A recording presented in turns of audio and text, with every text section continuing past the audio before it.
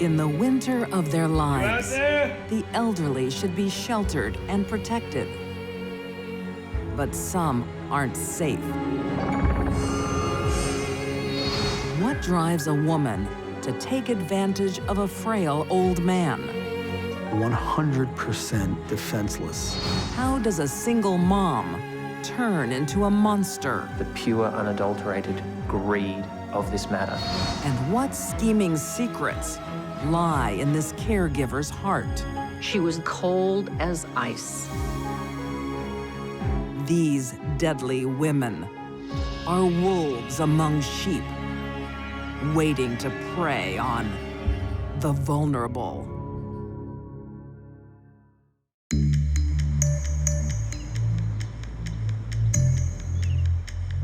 In Albany, New York, 35-year-old Sarah Moore is late for work yet again. She was a hairstylist.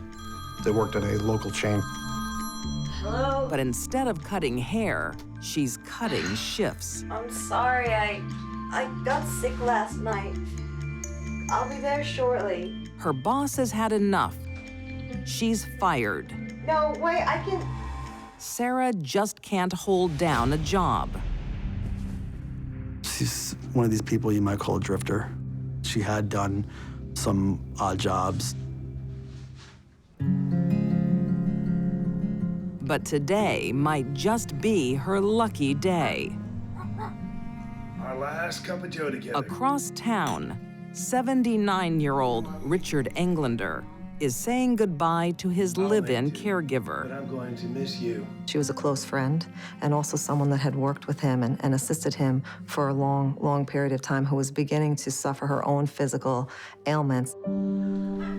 Hi, Dad. Hiya, Mimi. Multiple sclerosis is crippling Richard's body, a condition caused by his time in the Army during World War II. He was exposed to plutonium as part of his military service back in Germany. The war veteran wants to stay in his own home as long as he can, and his daughter agrees. But he needs a replacement caregiver. He was unable to stand without assistance or move around his residence without the assistance of another individual. Here it is. Richard places an ad in the local paper. Yeah. She'll be hard to match. Hope you find someone as kind as her to answer the ad. Richard and his daughter recognized that they were in kind of dire straits with respect to needing someone immediately.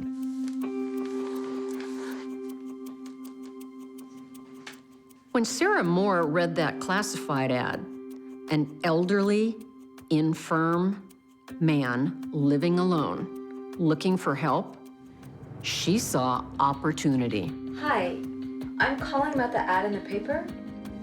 Sarah was in a circumstance where she needed a place to live.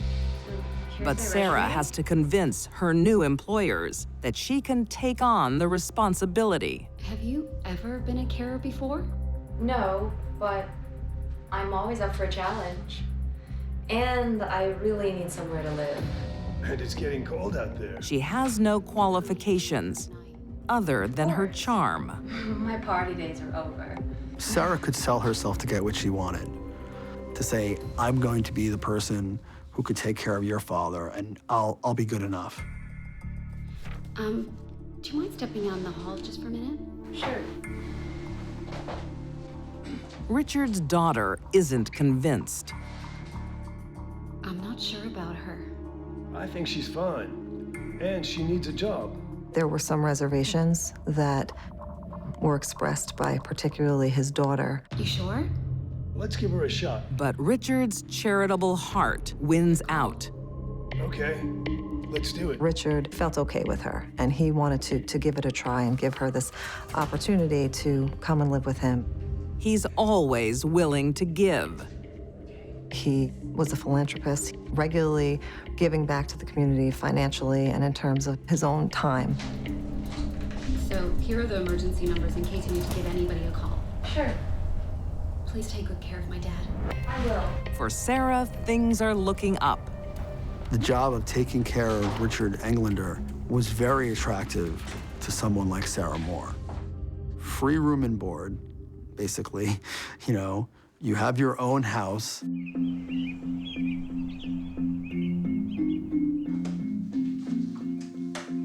On February 1st, 2014, Sarah moves in, but it won't be a free ride. Sarah's duties were to cook and clean, take Richard to doctor's appointments, to do his shopping, and pick up his medication. Look at here. You found everything. Sure. He needed 24-hour, around-the-clock care. But Sarah's more interested in Richard's finances than his welfare. So, sorry to ask, but could I borrow $50? Alarm bells should have gone right off. Something is not right here. Why is this person who's taking care of me asking for money? That wasn't part of the deal. I don't keep any cash around. The kids don't think it's too wise. When a caregiver asks to borrow money, that's bad enough, but to do it on the second day of employment is a rather profoundly accurate predictor of future bad news. Look, take my credit card. Use it for any food we need. All right. This one right here? But Richard's still a trusting soul. Yeah, that's the one. Richard had given her credit cards to use for household purchases or medication. Well, I might go shopping now, if that's all right. Okay. Okay. Sarah saw that as a green light for her own needs. Sarah only cared for herself. Fighting broke out overnight between rival factions along the Israeli-Syrian border. Just 3 days after moving in, Sarah leaves her patient alone for hours. Hey, Richard. I thought you'd run out on me. I ran into a friend. She wasn't really acting as a caretaker, that she was kind of ignoring him, not doing what she was supposed to be doing. Don't suppose you thought about dinner? Oh my God, I forgot. Richard is extremely vulnerable, and that he's someone she views as an easy mark. I'm gonna go take a shower. I'll be right back, and then I'll figure something out for dinner. All right?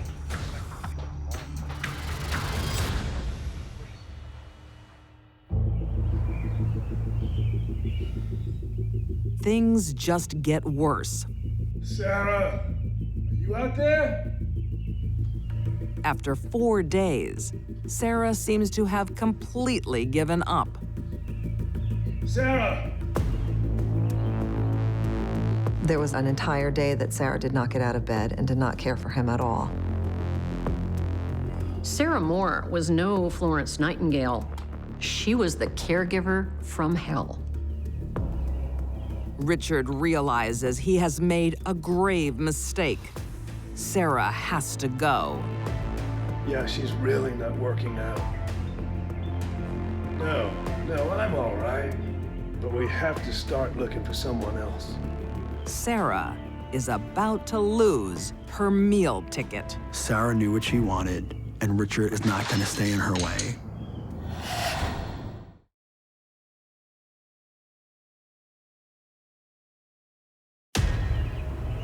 Albany, New York, February 6th, 2014.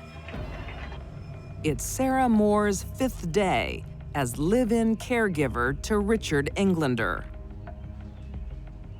But instead of helping the 89-year-old MS sufferer, she's helping herself.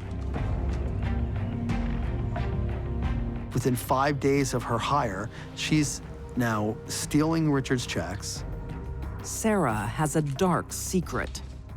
She has a drug problem and needs a fix. She's addicted to crack cocaine. She seemed to be in the throes of her addiction.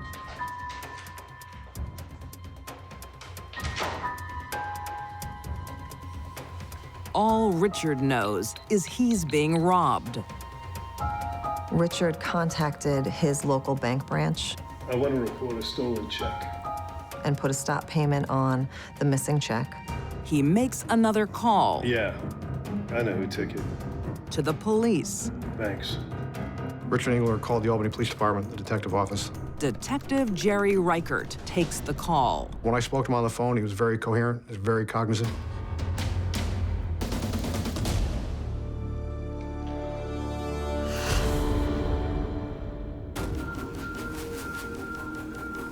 Sarah is now walking straight into trouble. Could you please cash this? The bank branch that she went to is the same branch that Richard had called in reaching out to stop payment on his check. Are you authorized to cash Mr. Englander's checks? Yeah, he asked me to. They took her identifying information, her license. I'm sorry, you're not authorized. Are you serious? Yes, ma'am. They refused to cash it. Give me the check. I think we need to call Mr. Englander.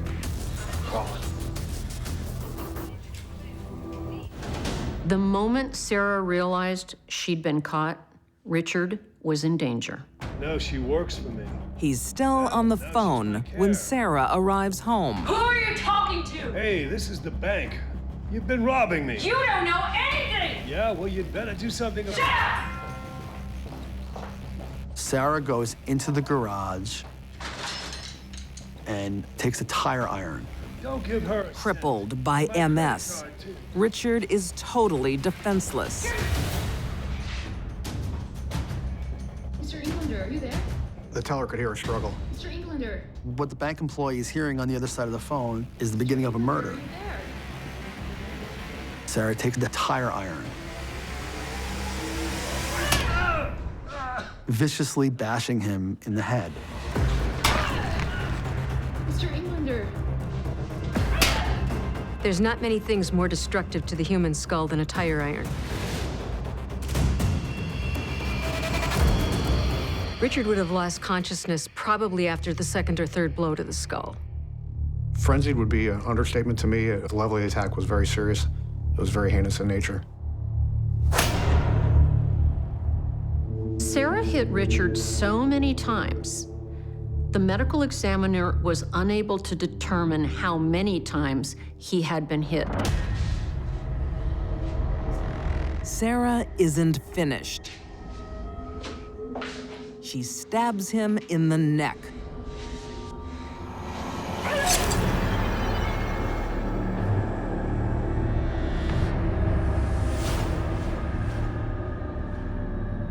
She slaughtered this man who was, and I can't emphasize this enough, 100% defenseless against her attack.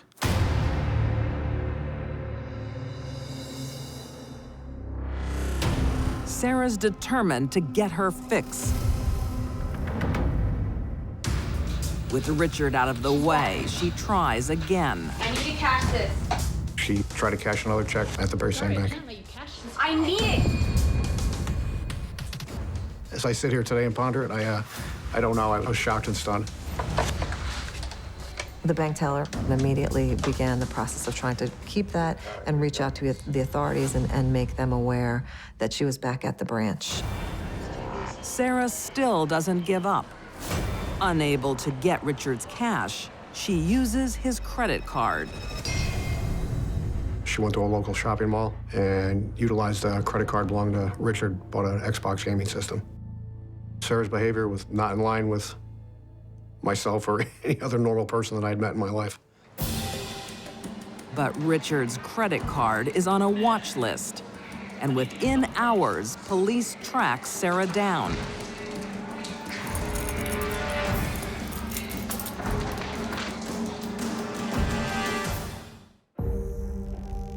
Paramedics can't save Richard.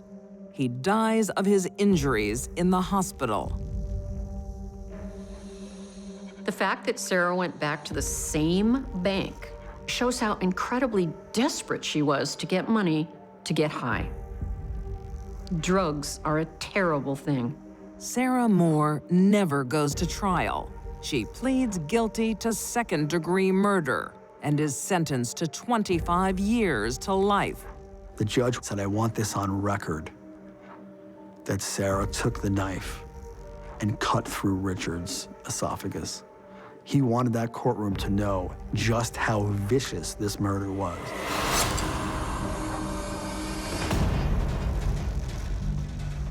All Richard Englander did was help people and serve his country.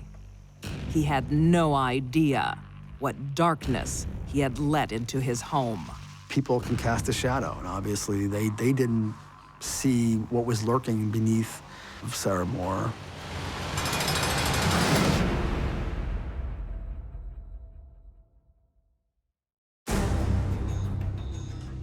Larger home. There's a fine line between ambition and greed. She was prepared to do anything. A woman that leaves a string of devastation in her wake.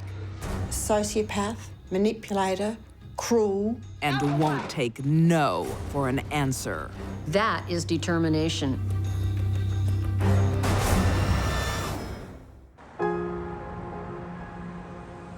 November 2008, in a quaint suburb of Adelaide, South Australia. 32-year-old Latvian immigrant Angelica is carving out a new life for her 2 young daughters. She had 2 children to 2 separate fathers. By all accounts, she was a good mother. She ensured that her children went to school. Now you get to have a chocolate cake if you eat. Well clothed, well cleaned, well fed. So, chocolate cake, here we come. She was determined that she and her family would walk the centre line Can we go to the movies? and be good members of their new community. We can't afford it. Oh. Angelica didn't have much as a child. She wanted a lot for herself and her children. The single mom has a long wish list. Overseas holiday. Vacations abroad, Better schools. expensive toys in her home, But it also consisted of very materialistic things, perfumes, TVs, furniture. They appeared to be very important to her. There's just one problem. Angelica is a shop assistant on minimum wage. Hello, Margaret, how are you? Good, thanks. Close to the usual place. She was reasonably unskilled. She worked as a clerk behind the counter. the things she wanted in life wasn't going to happen. She soon finds a way to boost her income. She was using that as an opportunity to steal from the till and defraud customers that were coming in. Have a good day. Have a good day. She'd shortchange them on stamps. She would shortchange them on lottery tickets.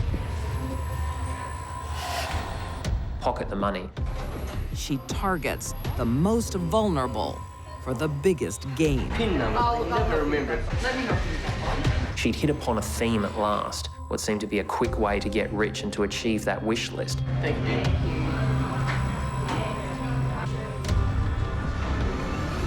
She stole a customer's credit card and his PIN number.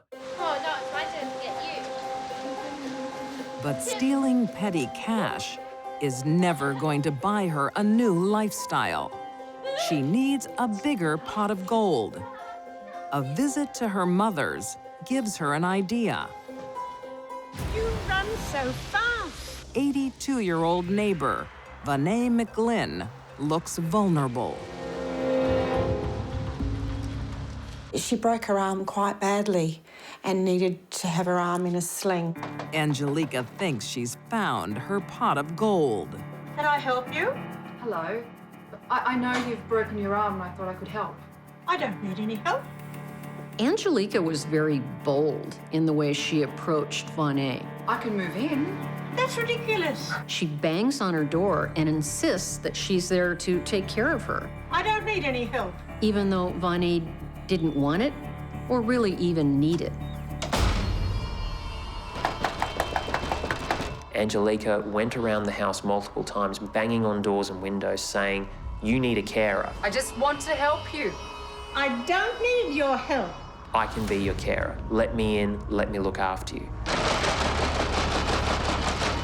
Let me in. Go away.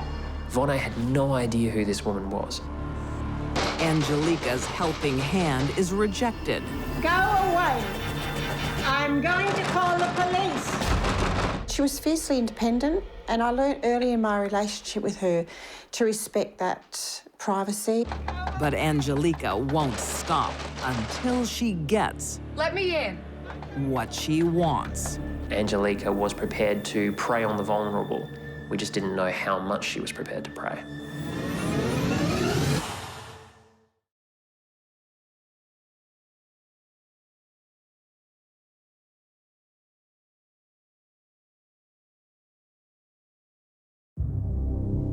In Adelaide, South Australia. For days, Angelica Gavare has tried to gain the confidence of 82-year-old Vonne McGlynn. But she fails. So on December 3rd, 2008, she breaks into her house. Searching through the house for any valuables or anything that she might be able to take with her immediately.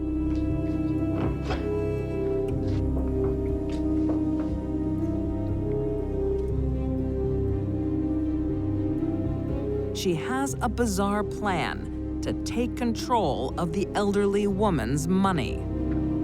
Angelica had a belief that she was entitled to this elderly woman's belongings and house, and that why couldn't she have what she wanted?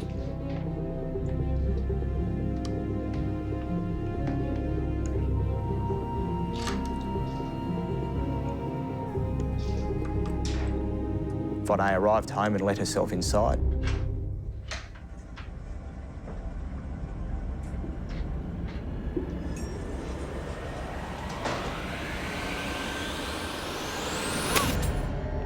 She attacked Vonne, hitting her with a soapstone statue.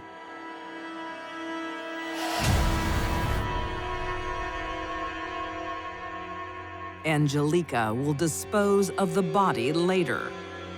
First, she wants some material gain. She steals Vonne's bank cards and some things for her house, a table, and a toaster oven. A toaster is hardly a trophy, which we know some killers keep after a murder. I think she just wanted toast.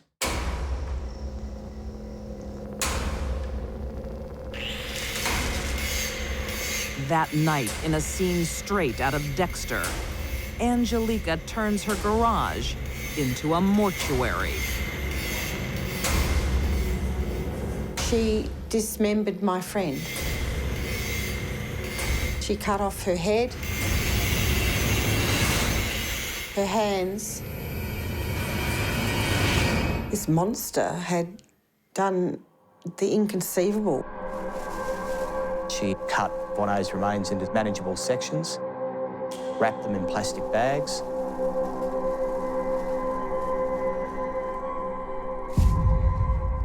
That was completely unnecessary. I think she did it because she liked it.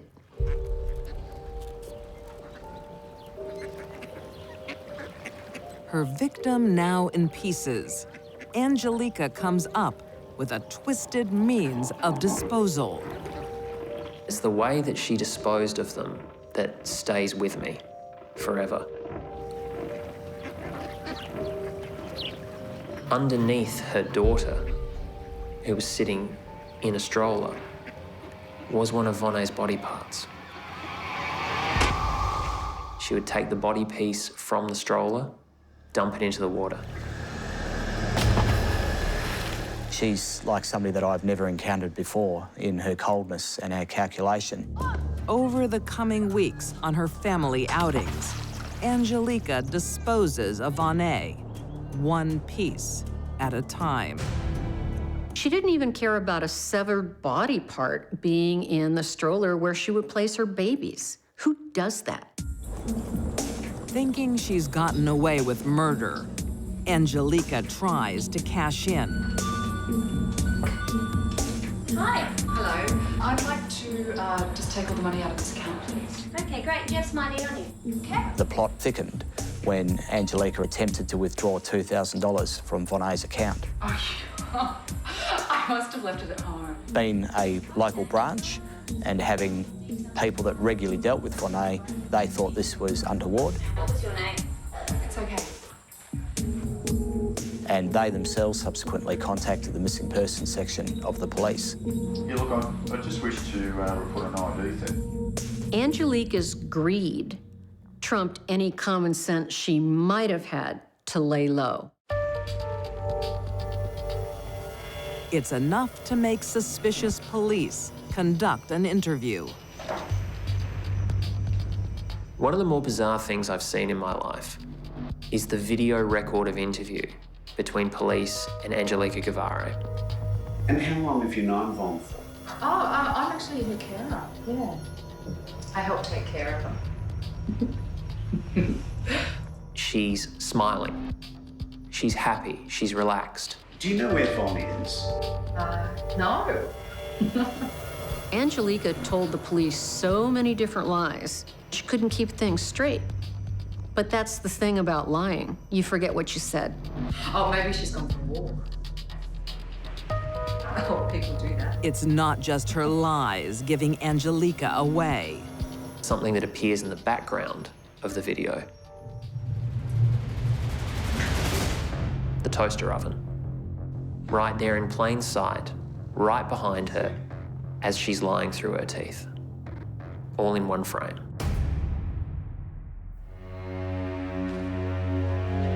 Then body parts are found just 100 yards from Angelica's home.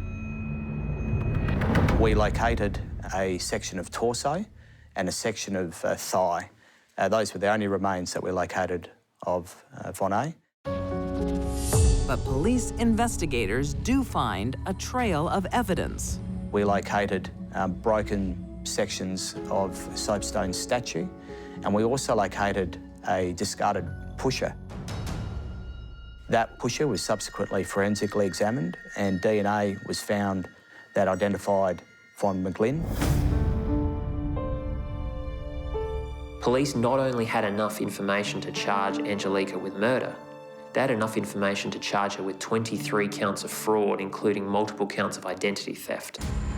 In 2011, Angelica Guevara is found guilty of first-degree murder.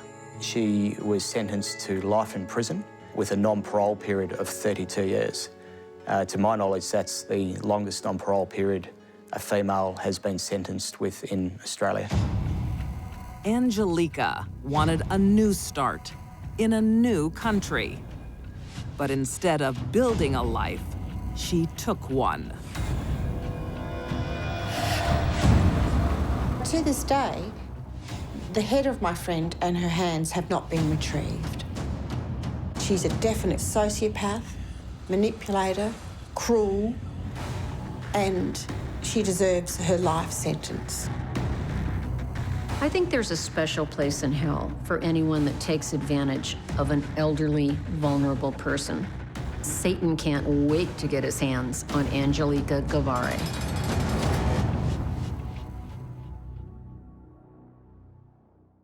Ready? Next, you can't judge a book by its cover. She was really just looking for the right victim. All good? A friendly face. She was a master manipulator. Can mask a monster. She was cold as ice.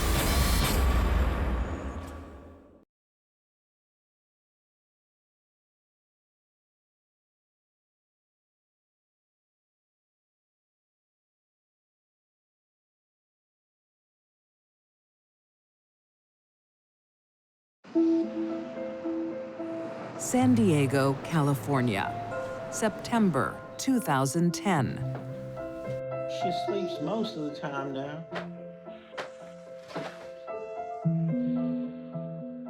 Got a new girl. It is 44-year-old caregiver Denise Goodwin's first day at her new job. Have you cared for many people?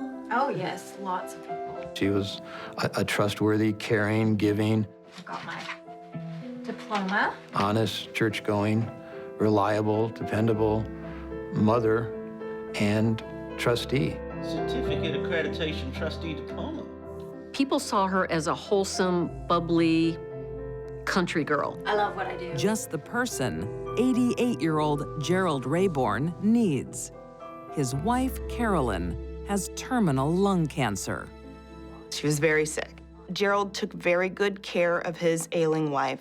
Makes me feel great to think that I can help But people. Gerald can no longer cope alone. When Denise enters their lives, his prayers are answered. Denise was there to help Gerald with whatever he needed to do for his wife. Make sure the house was running and make sure bills were paid. She was there to help him in his hour of need. That's what he saw. Hello. Hello. I brought a helper with me today. This is my friend Tim. Tim, this is Gerald. Denise goes beyond the call of duty, not just caring for Carolyn, but looking after Gerald, too. Why do we need a helper? Well, because I'm going to get you out of the house. Yeah, you go. Denise went out of her way to befriend and be close to Gerald Rayborn. I'm going to take you out on the town. Here. Have fun. She took Gerald places, like to the bank, to the store. Gerald, you need to sign this, please. When Gerald discovers Denise is a trustee, a person licensed to manage the affairs of the elderly, he makes her a signatory of his bank accounts.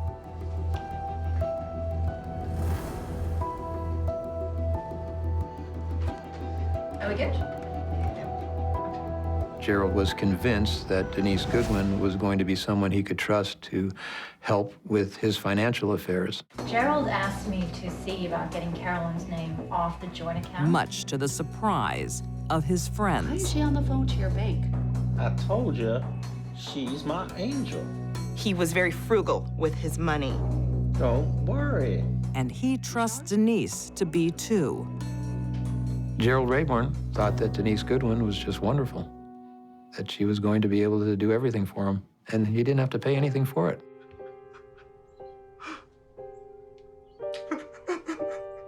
On September 29th, 2010, Gerald needs support more than ever.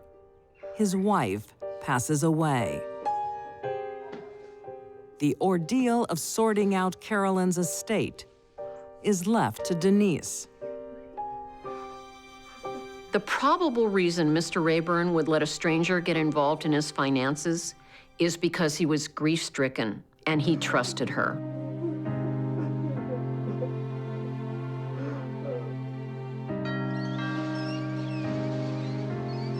After losing his wife, Gerald asks Denise to stay on. Can I help you? We need to speak to Gerald Radbourne. He doesn't want to lose his angel, too.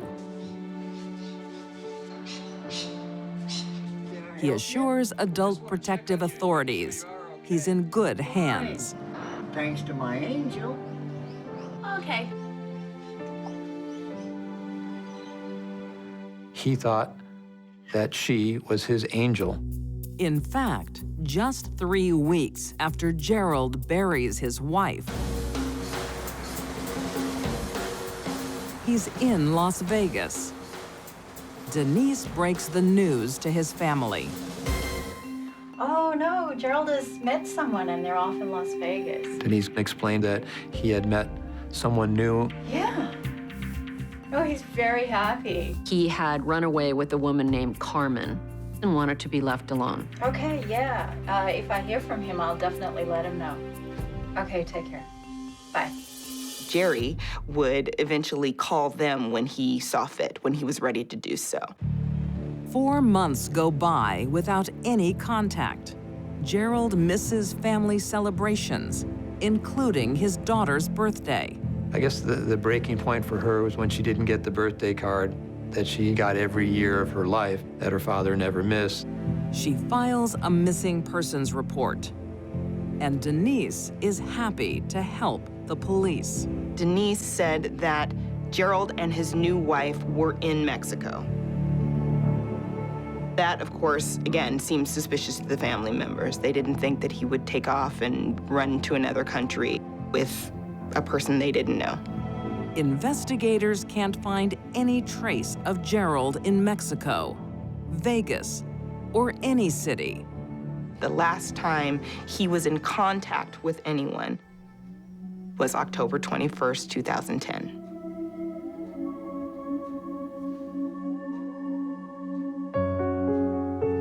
signs of life for Gerald Rayborn ceased that afternoon.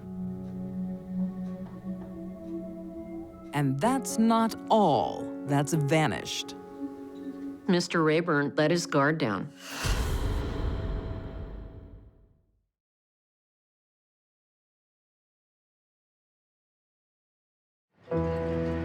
San Diego, California.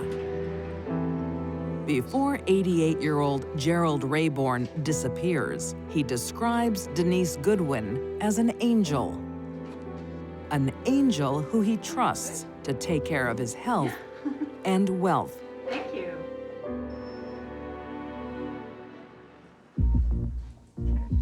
She is following in the footsteps of her mother, a licensed trustee. That's one of the ethical standards. But there's a crucial difference. Denise takes a shortcut. Denise wanted to be a conservator and trustee, but that takes training and education. She lasted 2 days. She wanted the title, but she didn't want to do the work. Instead, she steals her mother's credentials. Denise Goodwin took those diplomas and forged her name on them, and then was able to use those diplomas to represent that she had actually gone through the courses that her mother had attended. She had her own business cards made up that said Denise Goodwin, trustee. So chicken? Armed with forged documents, she sets out on a career of embezzlement. How about some carrot? You like carrot? Yeah? Starting with 95-year-old Seward Norris. Oh, this looks delicious. When Denise was put in charge of Mr. Norris's health care, she won the lottery. Seward, I have some paperwork for you to sign for me. Okay. It's just a little document, and I'm gonna take care of the rest, okay? Seward suffers from dementia. It's easy for Denise to convince him to sign documents. Very well done.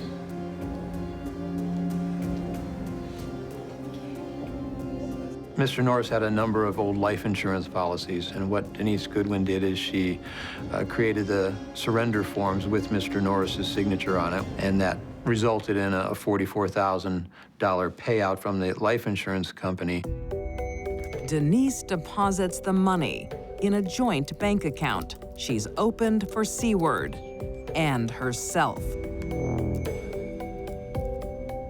Then she goes on a spending spree. She used it to buy an off-road vehicle, to pay off her pickup truck, pay her taxes, to pay her credit card bills. And within about 3 weeks, the $44,000 was gone. She wanted to be rich, but she didn't want to earn the money. Seward Norris passes away without ever realizing he's been robbed. To Denise, the elderly seem like easy pickings. Denise saw how easy it was to scam and cheat an old and sick person. She developed a taste for it, like a wild animal going after a human. Someone to see you. Oh, hi, I'm Denise. Her next victims are Gerald and Carolyn Rayborn. They have no idea who Gerald's angel will turn out to be. The Rayburns were sitting ducks for someone like Denise. On the very day his wife dies, Denise strikes, taking control of Gerald's finances when he's at his most vulnerable. All of the money from Carolyn's accounts were transferred into the joint account that Denise Goodwin had created with her name on it, with Gerald Rayborn. The fact that Denise transferred almost $45,000 from Mr. Rayburn's account into their new joint account on the day his wife died speaks to her callousness. Her greed doesn't stop there. When Gerald disappears, she ups the ante. Denise was able to get documents signed to take control of his house. Denise was probably feeling pretty comfortable and pretty good that she'd gotten away with it. There's just one thing Denise hasn't counted on: bank security. You're done. Easy. Yeah, you're a professional. Denise didn't understand the concept of following the money. Law enforcement, investigators, banks, they can follow the money. Wire transfers are traceable.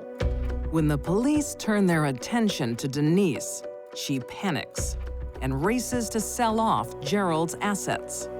Toward the end of January, the residence is sold, and Denise Goodwin is paid $350,000 in a check made out to her as trustee.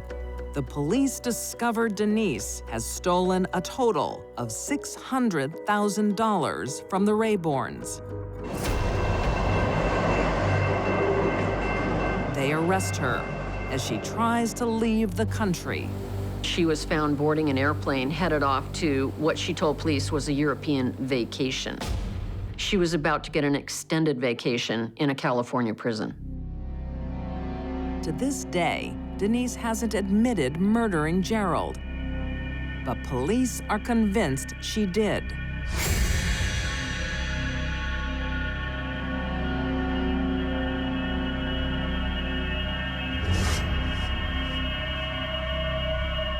She had complete control.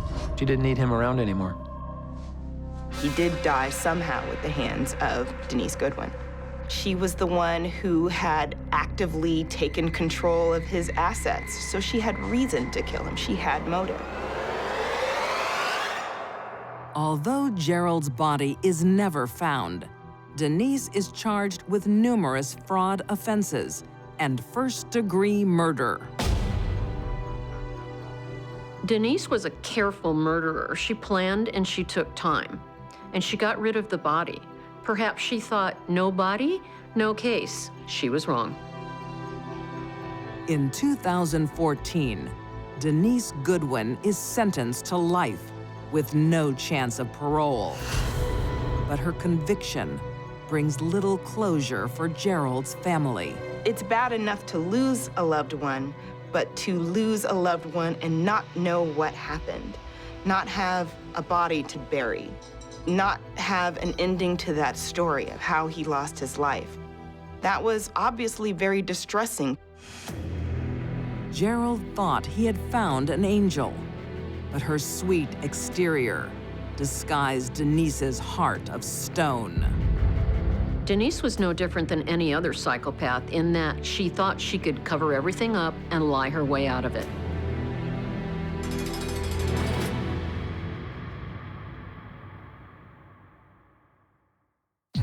These deadly women exploited those who needed their care and support. Sarah Moore used a defenseless invalid to fund her addiction. Angelica Guevara valued her wish list above an old woman's life. And Denise Goodwin ruthlessly stole from those who trusted her most. Their victims had no chance when these predators set their sights on the vulnerable.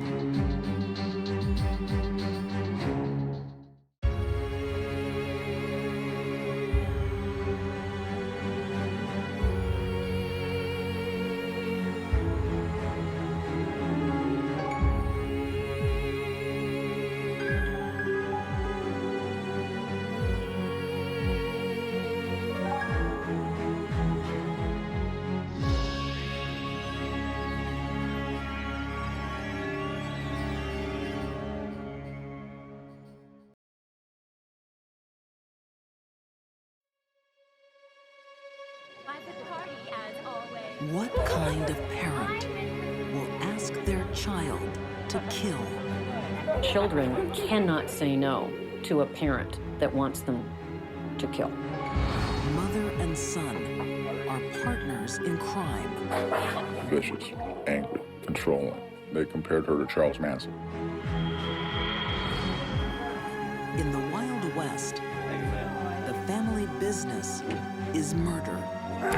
Kate was always given credit for slitting the throats from ear to ear.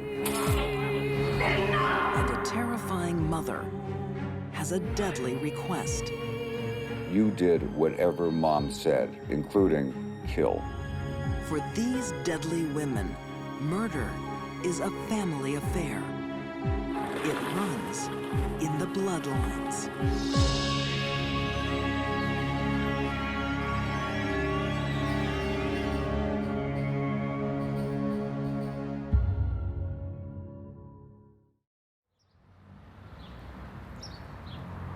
On a quiet April day in 2001,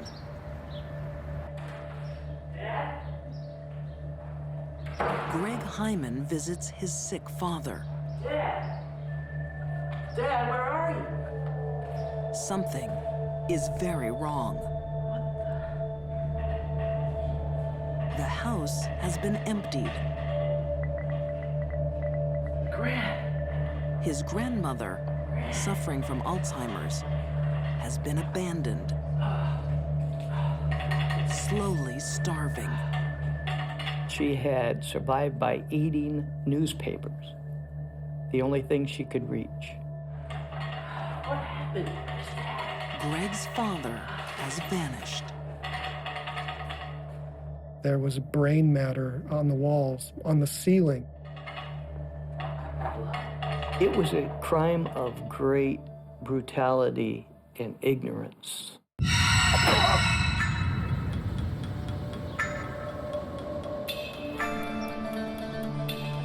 The city of Everett, Washington State. Barbara Opal is a 38-year-old single mom, struggling with family life.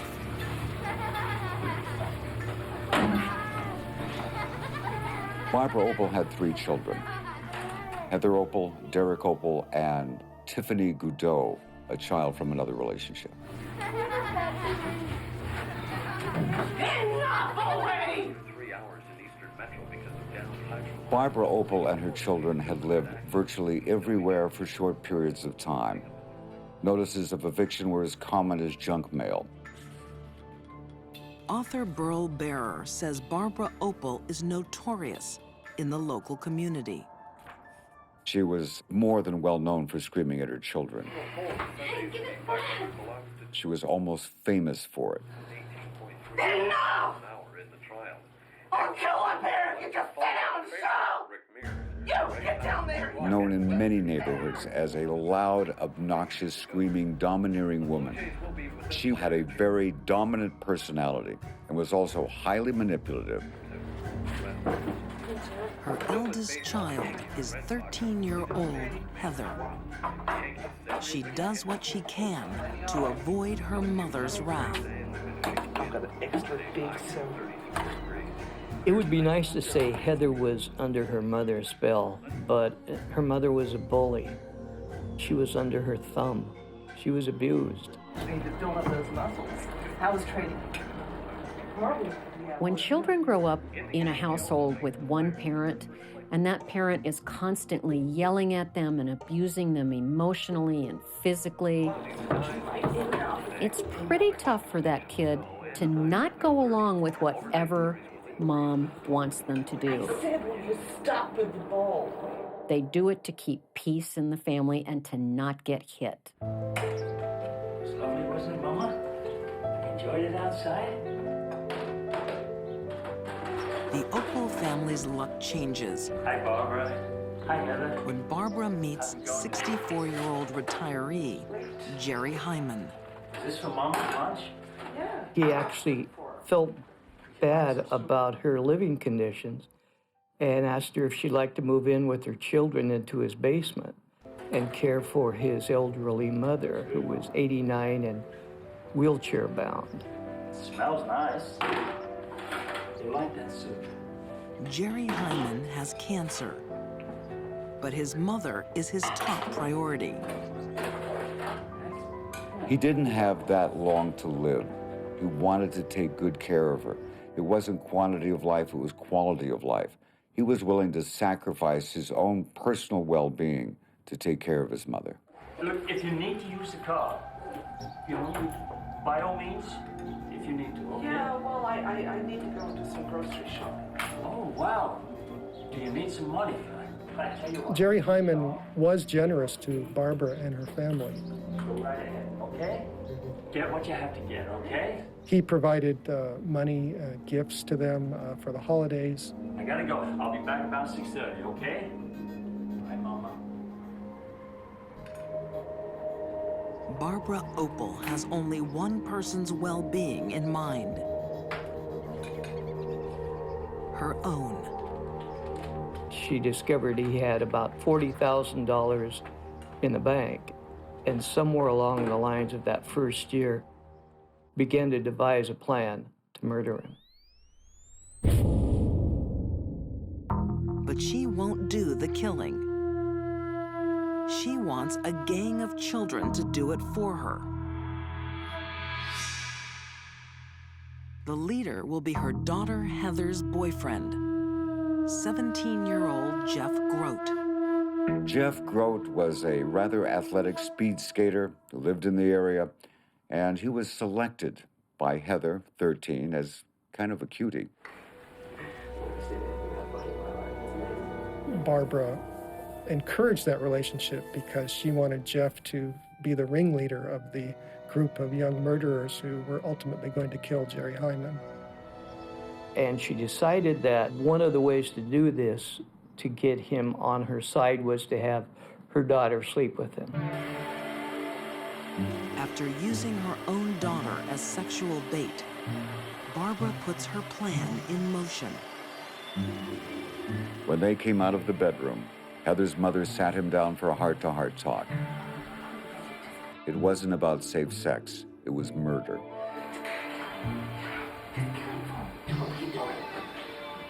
She wanted to enlist Jeff Grote in the plan to kill Jerry Hyman. Heather, is that you? There's another gang member Barbara has in mind.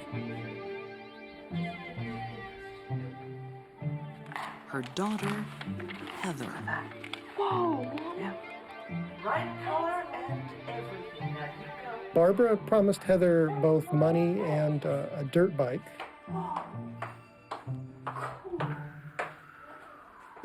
We know that in her diary, Heather had entries that she was going to get a dirt bike out of this killing.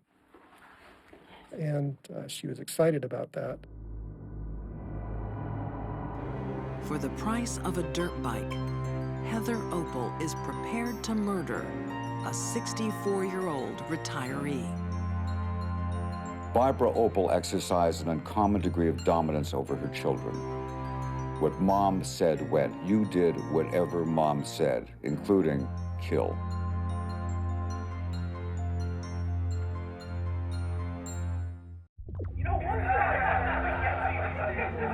In a suburban basement, a gang of children are waiting to kill. All of the young killers in this case came from chaotic family backgrounds. The warmth and love and connection normal families have between parent and child simply was not there for any of the people involved in this murder. So murder for them, pretty easy. The only adult present is the one pushing them towards murder. Barbara Opal. I've had enough. She wants retiree Jerry Hyman beaten to death. You ready for it? Fuck yeah! Ready and willing to kill is Barbara's 13-year-old daughter, Heather. Heather Opal was an excellent student, sports star, well-liked, well-behaved. No one would ever suspect that a girl such as Heather could commit such a horrible crime. Heather may have failed to develop a strong sense of self because of the overwhelming domination and control of her mother. This murder would never have happened without Barbara Opal putting these kids up to it. When Jerry Hyman arrives home on April 13th, 2001, the team of young killers lie in wait. Mama, why are you sitting in the dark? When Jerry walked in the door, he was immediately attacked, knocked to the floor. Hit him again! He cried out, "Why are you doing this? Why are you doing this to me?" What? He never received an answer, and there is no rational answer for it. They beat this old man to death with souvenir baseball bats, the metal kind that make a ping, and all the boys remember the ping sound when they hit Jerry on the head. While Jerry Hyman was being murdered, his 89-year-old mother, who was in the late stages of Alzheimer's disease, was sitting in her wheelchair just a few feet away. We believe she witnessed her son being brutally killed in this manner. In fact, Mr. Hyman's blood was found splattered all over the side of her wheelchair. Go again! Go on! Kill him! While the murder of Jerry Hyman was taking place, Barbara Opel was acting as a one-woman cheerleading section from the basement. Slash him! I don't think it's an accident that Barbara hid out in the basement and had these children do her murderous deed for her. I get it! Make sure you do it right! She did that on purpose. She is smart enough to know they might get caught, and she could always say, well, I had nothing to do with it, the kids did it. That's how heartless this woman is. Then, Barbara urges her own daughter up the stairs. Go get him! What are you waiting for? Get up there! To kill for Mom.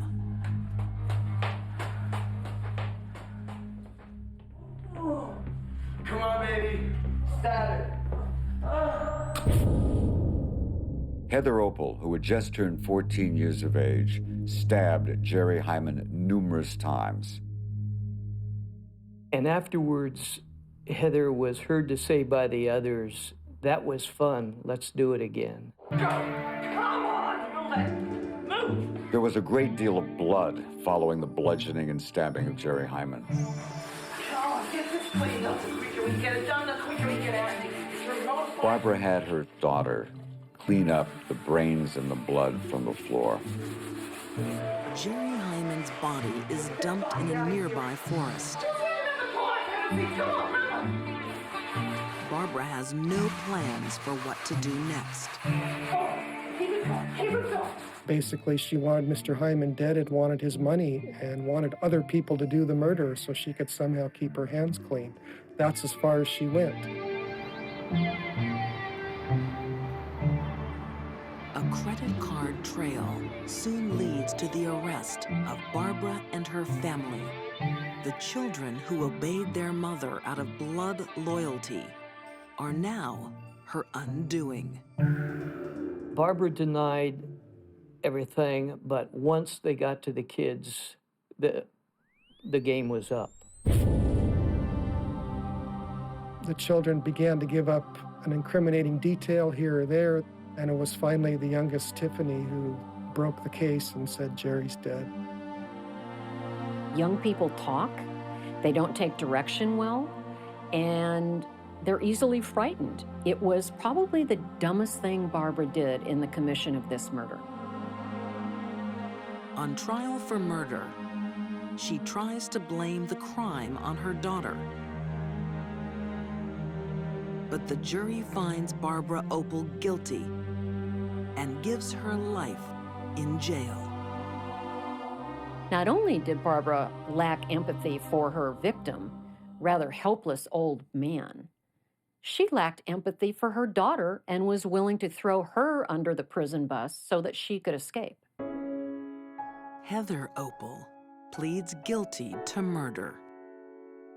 It was a difficult trial, difficult moment to view a distressingly innocent girl who looked every bit of 12 and 13 years old, was convicted as an adult murderer and sent off to an adult prison for 22 years.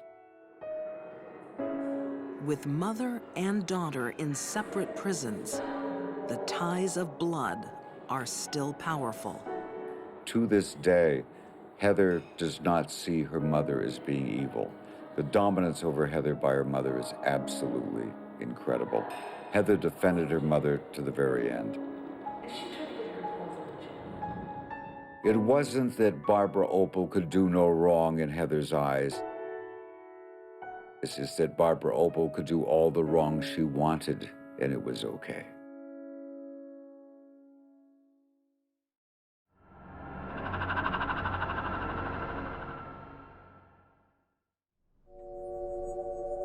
While some children are forced to murder by their parents,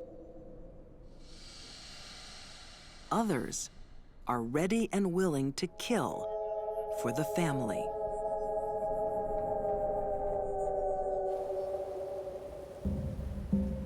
On the prairies of Kansas in the 1870s, passing travelers stop to see a Wild West medicine show.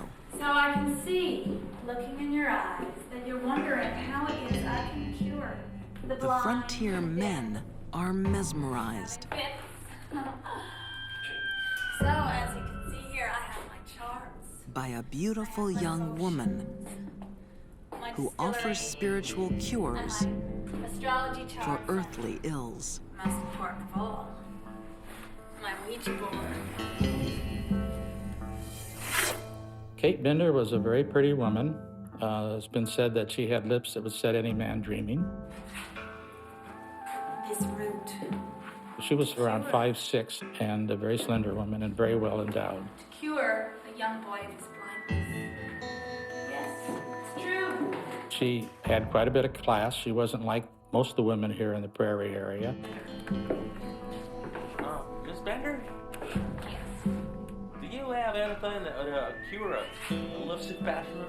A lovesick bachelor, of course. She was very outspoken and quite the talker. She did seances. I can concoct my secret love potion, and it just requires one drop. Maybe she would laugh and flirt and this kind of thing. She was a lure. And the next time you see the woman you desire,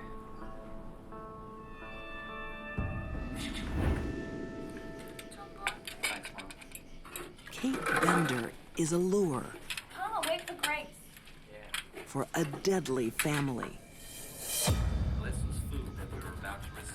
The Benders might be America's first serial killer family. Come on, eat up. The Benders live out on the frontier trail. Ma and Pa, brother John, daughter Kate. Well, anyway, it's been a good week, huh? Very good. Not bad. Not bad. While pioneers head west to seek their fortunes, And what the about Benders are making their own opportunities. Their simple cottage doubles as a general store and an inn. They had the store and they had the table where they fed people. And now and then, if somebody stayed overnight, they had a straw mattress that they put in there. Even if a passing traveler hasn't seen Kate's medicine show, he will soon fall under her spell. Gorgeous horse. Nice to see you. Yeah, where are you heading? I was going up there. But Kate's eyes are only for his money. Well, Kate was very talkative, very provocative, and she would engage all the travelers in conversations after they analyzed whether they were worthwhile robbing or not. Kansas historian Wayne Hallowell says frontier travelers were enticing prey.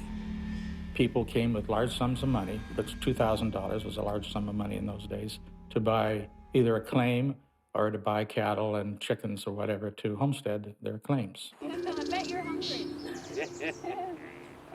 If Kate decides the man looks wealthy enough, he'll be invited in for a meal.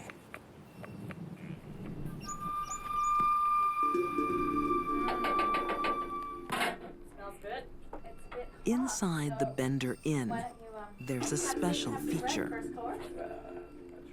Then they had a canvas wagon top that they hung across the room to divide the public area from their living quarters. That wagon sheet is the key to a gruesome plan.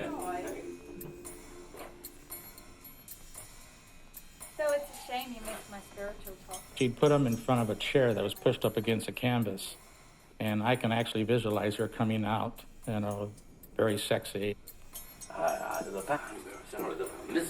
Kate Bender's smile is a final distraction as her brother looms behind the sheet.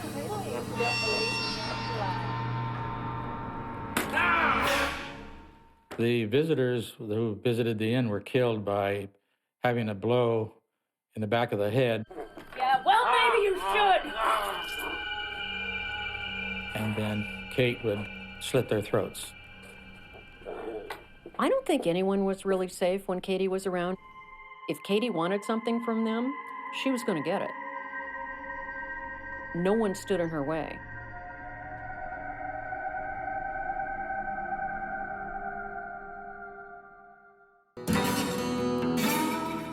Out in the American Wild West, travelers are disappearing. After spending a night with Kate Bender and her deadly family. The general lawlessness of the frontier made it very possible for the Benders to commit these crimes and get away with it. The Bender family lived together and killed together. The dynamics of a crime family are interesting in that being a member of a group committing a crime makes it easier to commit that crime. Okay, how are we going then? They're all in it together.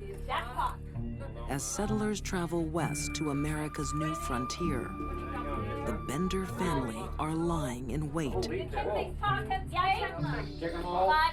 Yeah, I checked them out. Their motive for killing people was money. They were careful to kill people who were not from close around, so they would not go missing. Author Fern Morrow Wood says the Benders' targets are wealthy outsiders. They would stop halfway between Fort Scott and Independence and spend the night. And if they appeared to have money, they didn't ever leave.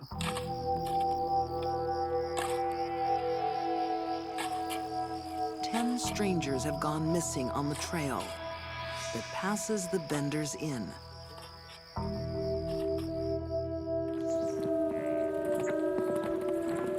The latest visitor is a return guest,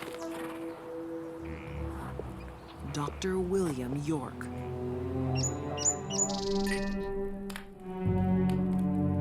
Like many frontier men, Dr. York is infatuated with Kate Bender. It's great to see you, Miss Kate. You know I recall. I had heard that. But this will be the doctor's final visit. High intelligence and great learning. Explains your success in the medical field. Is there anything about a second marriage in there? Right? No.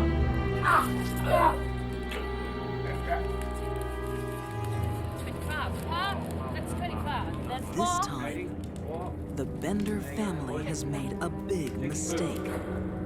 Dr. York was their undoing because he wasn't from far away, as the others were, and he left behind traces. After Dr. York disappeared, his brother started searching around and following his trail, and the trail ended at the Benders. His brother was Colonel York, who had been in the Civil War. He was a Civil War colonel who had recently become a Kansas state senator. And Colonel York was a man of action. When Colonel York rides up searching for his brother, he comes face to face with a dangerous killer. The idea that a woman would be involved in conning and luring men to their death, to their murder, clearly points to sociopathy. Howdy, man. I've been looking for my brother. His name is William York. Katie probably was a chronic liar by the time she was 5 or 6 years old. That's how she learned to con people. No, sorry. I've not seen this man around here. You certain about that? He was seen around these Kate parts. manages to palm the colonel off. People traveling through, but no, I've never seen him. But the Benders realize their deadly business is in danger of being shut down.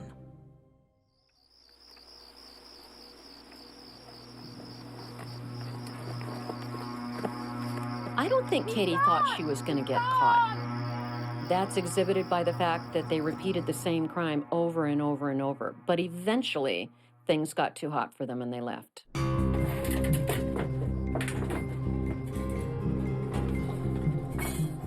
As far as known, they packed up quickly, they took off, they got into their wagon, and they went up to Thayer, which is only 7 miles away. And they bought train tickets and they split. Get out of here!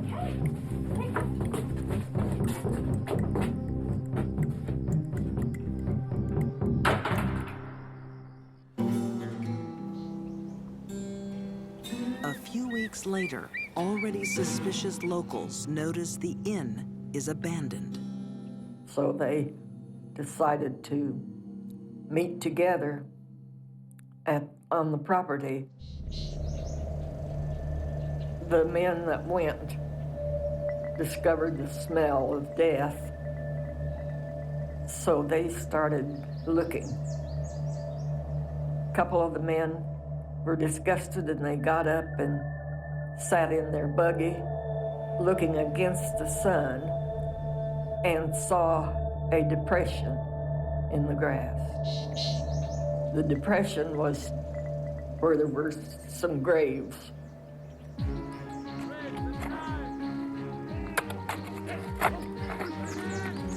They told all the farmers to bring plows and shovels, picks. They started digging and they found Dr. York's body first. Jim,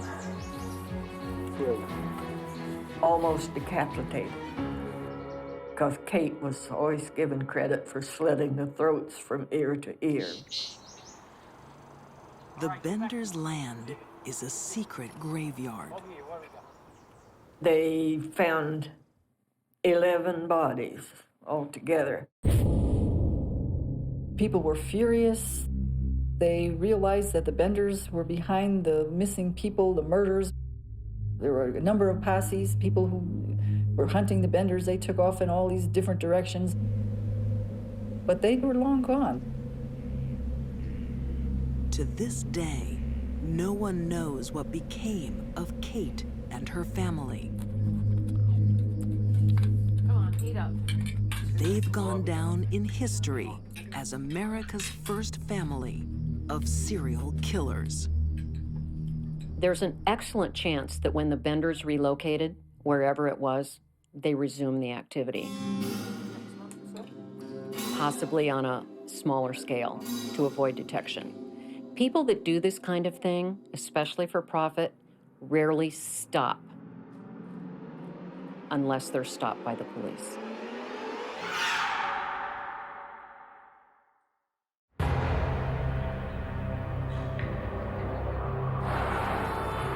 Los Angeles, 1998.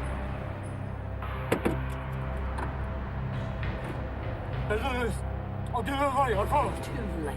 Businessman David Carranson is about to die because he threatened to expose a pair of deadly con artists. They are mother and son, Sante and Kenny Kimes. Sante Kimes is as dangerous a criminal as I have ever come across.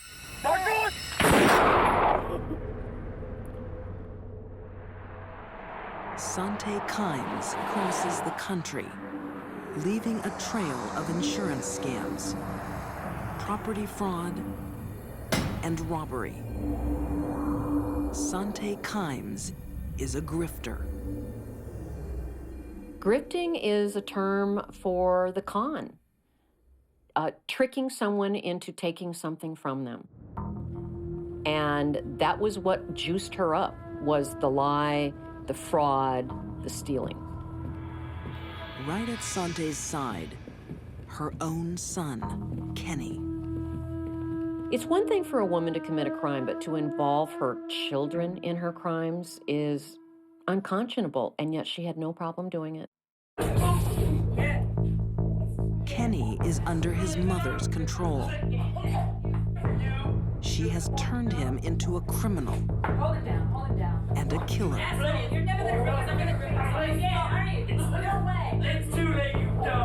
When banker Saeed Bilal Ahmed inquires into Sante's suspicious bank accounts, his curiosity costs his life. Anyone who had something Sante wanted, she would go for. If she could see that she wasn't going to be able to con them out of their property, they were in the most danger, and they ended up in the morgue.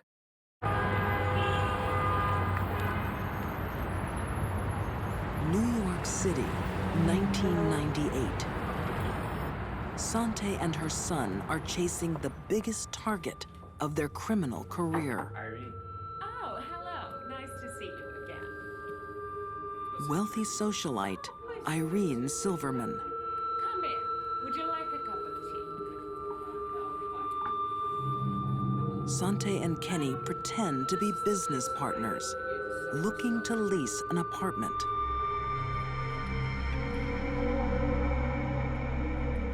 Mrs. Silverman is in serious danger. Her new tenants are quietly plotting to take her property and her life.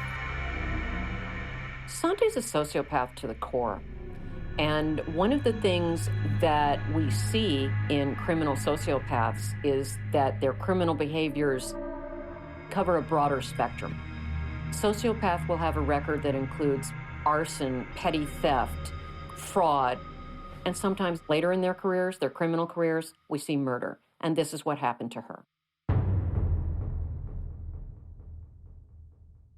My mother, Sante Kimes, is probably the biggest walking contradiction known to man. Kent Walker is Sante Kimes' first son. She was the most fun, loving, greatest person to be around.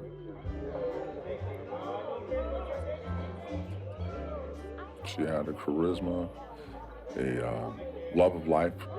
I went to a party at the White House, no less.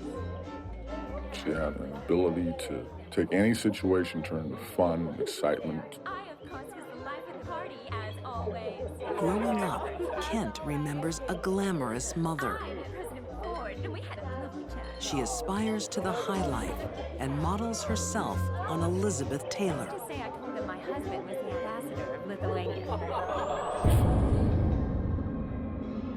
But Sante Kimes has another side. She was one of the most frightening people you ever want to meet. In terms of evil, I have a couple friends who were pretty high-powered attorneys, very well-renowned, who knows her, and they compared her to Charles Manson. This is not champagne. What do you think you're doing? Serving champagne. I told you to serve it during my speech. Does it look like I'm doing a speech? My mother would turn in an instant. Get out of my sight. Get out of my sight. She can, at a drop of a hat, become vicious, angry, controlling, and sometimes violent.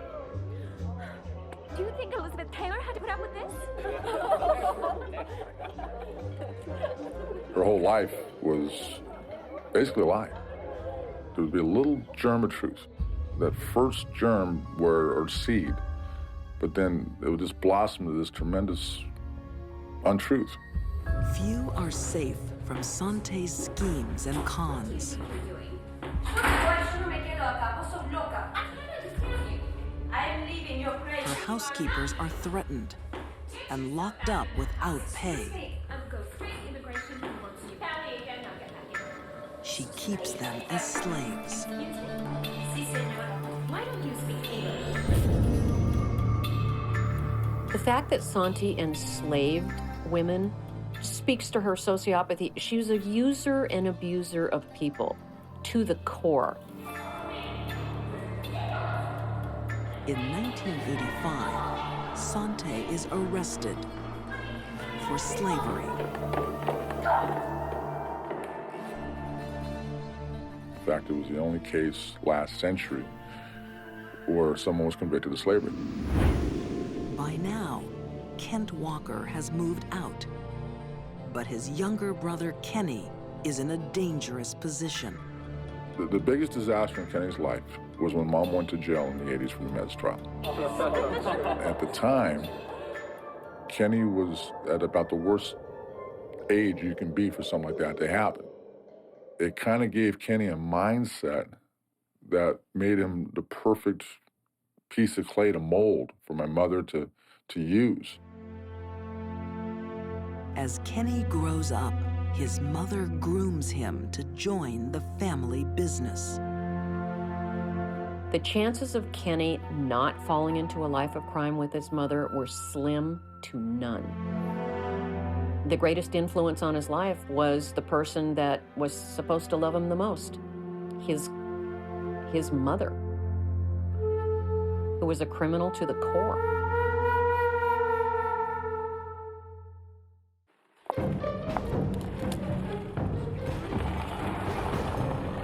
On a Manhattan sidewalk, two killers make their escape. This couple are mother and son. With Sante and Kenny Kimes, blood ties have deadly repercussions. The familial bond, especially parent to child, can be unbreakable, making it almost impossible emotionally for a child to stand up to a parent who wants them to kill. 1 week earlier, wealthy socialite Irene Silverman holds court. Yep, I can still do all these movements even to this day. Really? Oh, yes. Yes, I'll show you. The ex-ballet dancer is owner of her own $7 million apartment block. Her newest tenants are Sante and Kenny Kimes. Deadly con artists plotting Mrs. Silverman's downfall. Sante was dangerous to anyone that had something that she wanted, and if she sensed that that person could be manipulated, she would go for it. The pair forge property deeds, aiming to take control of Irene Silverman's apartment block. What are we gonna do? 4th of July, this weekend. So?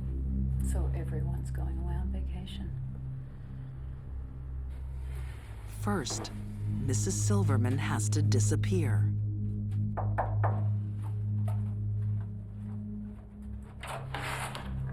Yes? What's the matter? Please, come in.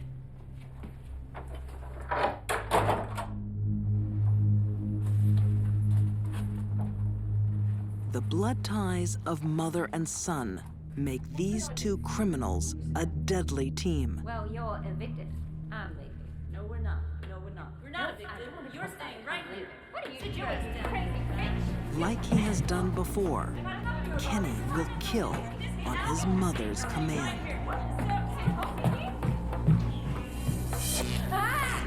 A stun gun immobilizes Irene. Get the rope. I think the sick psychodynamic between Sante and Kenny probably increased the intensity of their crimes, and they fed off each other, and clearly Mom was the leader. She was able to take basic, core, good values that every mother should have for their child and twisted to justify any action she did.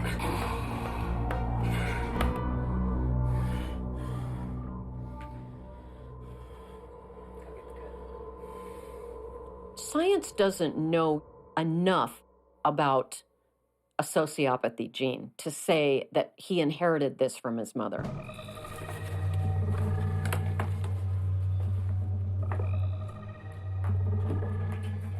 It also could be that he learned bad behavior from her. Little boys love their mothers. They want to please them. And that is what he did as a big boy. In broad daylight, Sante and Kenny escape. Irene Silverman's body is never found. I have no doubt that Sante Kimes thought she would never be apprehended. And when that occurred, she never thought she would be convicted. One day later, the FBI arrest the Kimes on an unrelated fraud charge. In their car are all the tools of the deadly con artists. Guns, masks, rope, forged property deeds, and $30,000 in cash. Had she not been stopped, she would have been grifting and murdering until the day she died. In 2000, mother and son face an extraordinary trial. They're convicted on no less than 60 criminal counts, from forgery and burglary to murder. Kenny Kimes is sentenced to 120 years in prison. Sante Kimes, 125 years. I right then had to confront myself with the fact that I then knew that my mother and my brother were murdered. And it was, in a way, a relief because I knew it was over. In a way, it was scary. I was frightened because I knew what was going to be coming. I was very saddened because I know I'd lost my mother and my brother. Very emotional moment.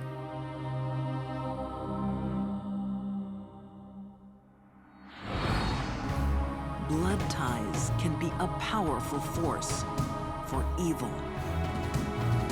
When her mother asked her to kill, Heather Opal said yes. Kate Bender lured human prey for her killer family.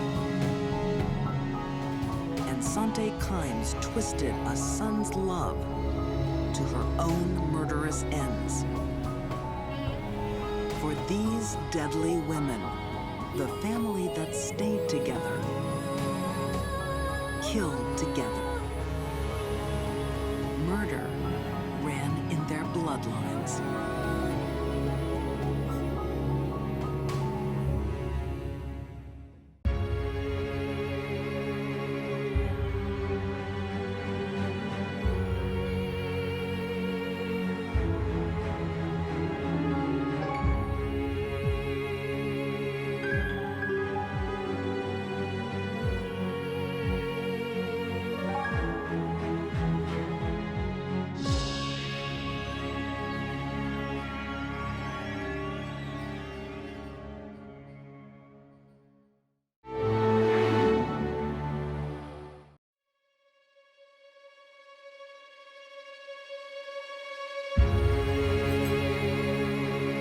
Young love can be beautiful, powerful, or all-consuming. A jealous teenager vows revenge. She was just evil. She's like a person without a soul. A spoiled rich girl indulges her fantasy. Stab him! She wanted to make someone pay. And a love triangle turns to hate. She wanted to see that life in Adrian's eyes disappear. These deadly women are schoolgirls one day killers the next. Driven by poisoned passion, they are lovesick.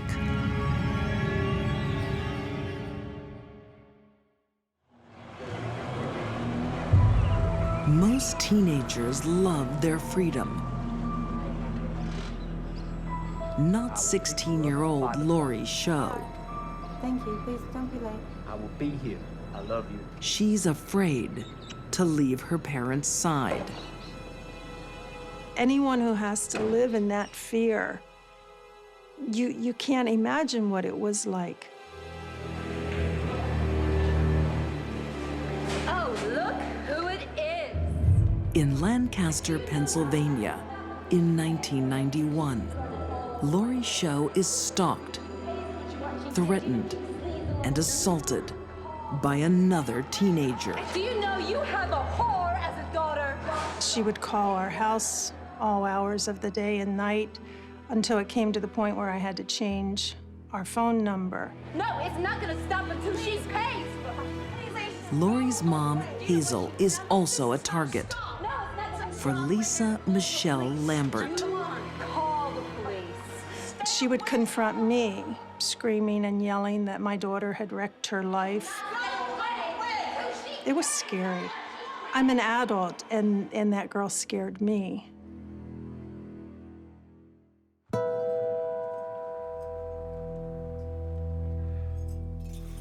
"19-year-old Lisa Michelle is lovesick for Lawrence Youngkin. She moves in with the 20-year-old roofer, but their relationship is anything but a fairy tale. That's exactly what I want. They fed off of each other. They were young, they were immature. Their fights got physical. Oh, you're hurting me. Their relationship was at times a very volatile one, and even a violent one where he did abuse her. It was on one of their early dates where he raped her, and she continued seeing him. I think that says more about her than it does about him. Into this unhealthy relationship, the younger 16-year-old Lori Show becomes an unwitting third party. Lori met them, and after knowing them for a short while, Michelle and Lawrence broke up. He was crying and upset.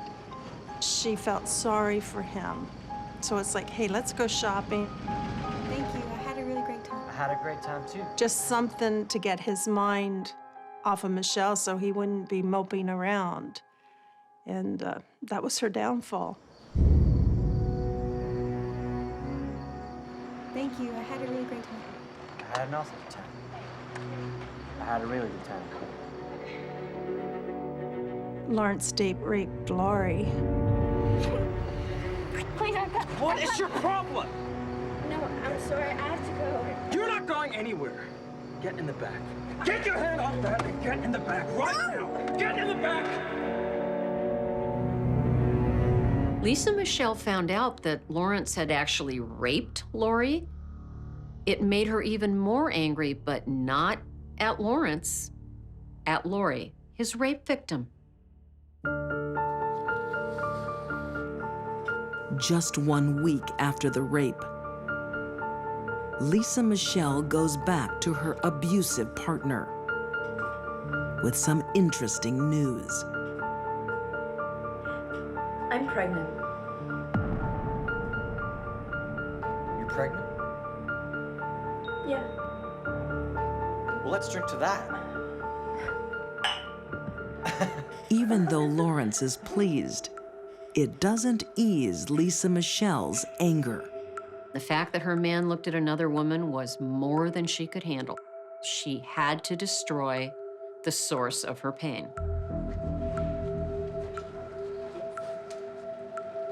You think you can steal my man, do you? Michelle, I don't know what you're talking about. Don't you dare lie to me. No, know exactly what I'm talking about. Lori cried and pleaded, Michelle, just go away. I don't want Lawrence. You're gonna have a baby. Go get married, do whatever. Leave me alone.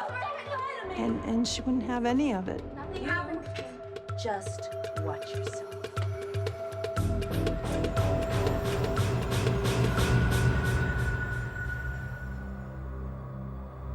Only one thing will bring this bitter feud to an end.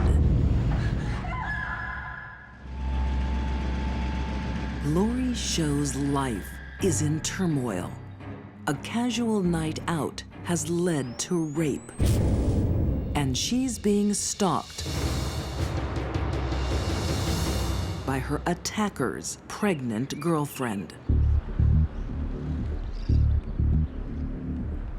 Her parents rarely leave her alone, even in a public place.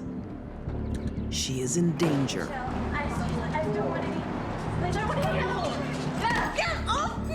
Bitch, stop it, you! She beat Lori up in the parking lot at the mall. Hey, what you done to my baby?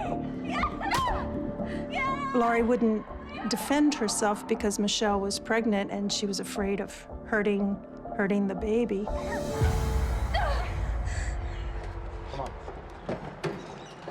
At that point, we decided to press charges for simple assault, and maybe that would waken her up.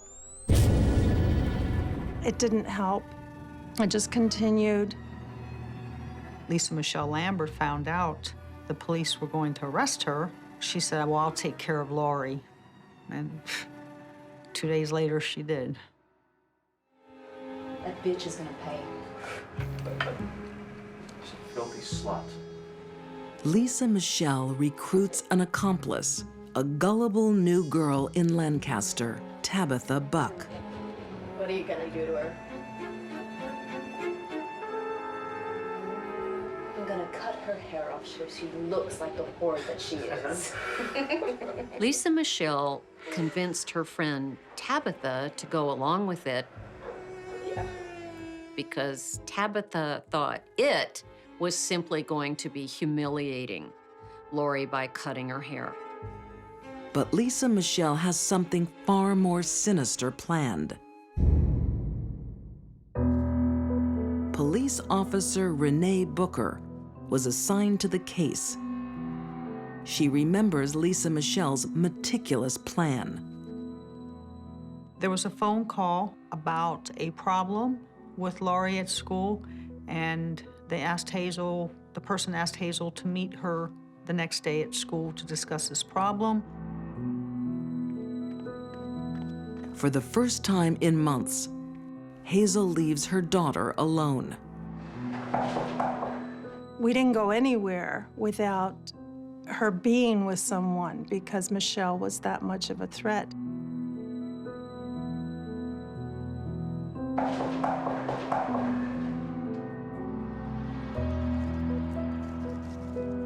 With Hazel out of the apartment, Lisa Michelle strikes. Lawrence Youngkin drove his girlfriend Lisa Michelle Lambert and Tabitha Buck to the condominiums. Tabitha went up first, and Lisa Michelle was nearby. Hey, is Hazel home? No, she's not. I'm sorry.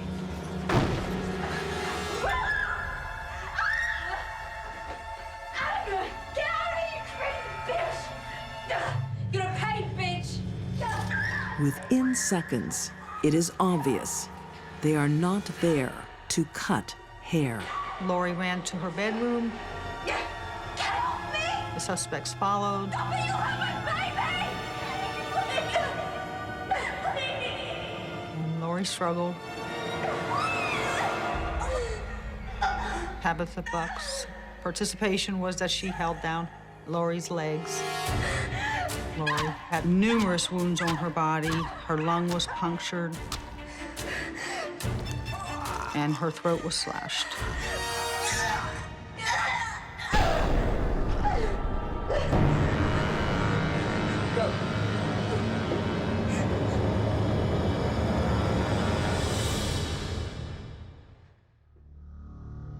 When I got to the junior high, there was no one there. And usually I would wait, but that morning something just had me that I had to go home. Hazel returned home to this carnage. I screamed for someone to call 911, and I went to her side.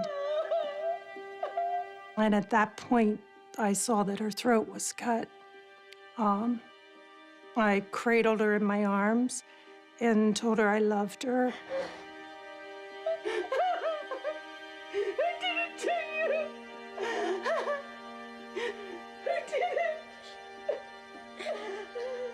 She was able to whisper to me that Michelle did it, Michelle did it.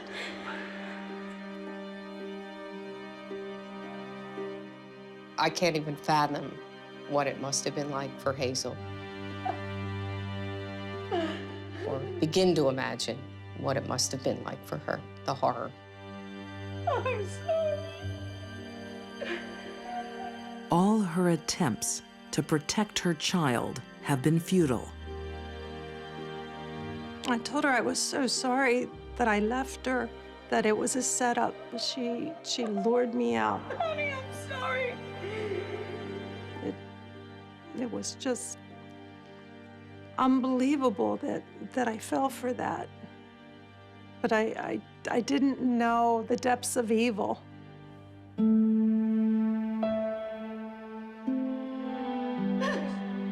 The only thing is that I got home in time to talk to her, that I got home to tell her I loved her, and she did nothing wrong.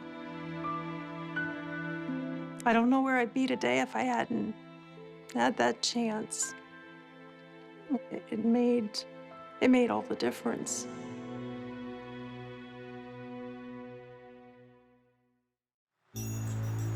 Lori's deathbed testimony leads police straight to Lisa Michelle and her accomplices.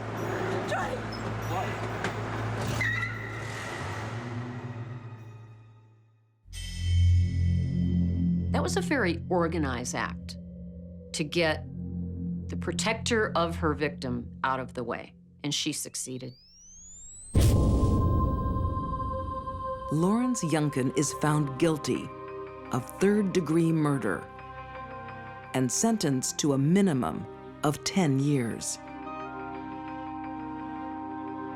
Tabitha Buck is found guilty of second-degree murder and sentenced to life. You got the sense that she was remorseful and very sorry for all that had transpired, and seemed somewhat confused as to how maybe it snowballed in the way that it did. While awaiting trial, Lisa Michelle gives birth to a baby girl. She is being raised by her grandparents. Having been found guilty of first-degree murder, Lisa Michelle Lambert will spend the rest of her life behind bars. I don't want to ever see her out. I would be in fear of my life if she was ever released. If Lisa Michelle were released and she were less than 85 years old, some woman somewhere around her would be in danger.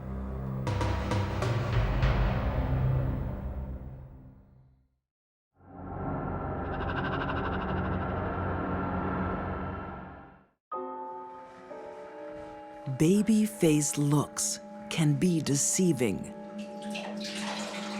They can hide terrible sins that can't be washed away.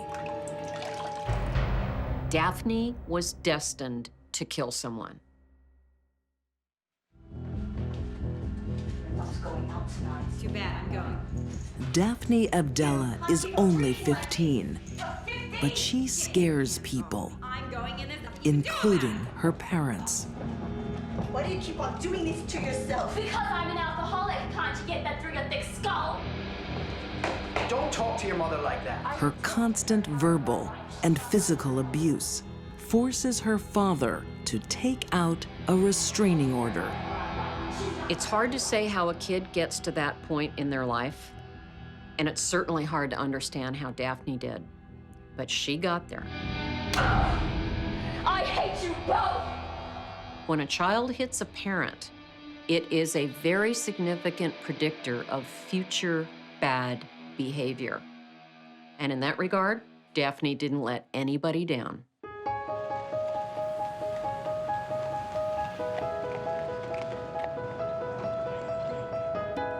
New York's Central Park is Daphne's favorite hangout,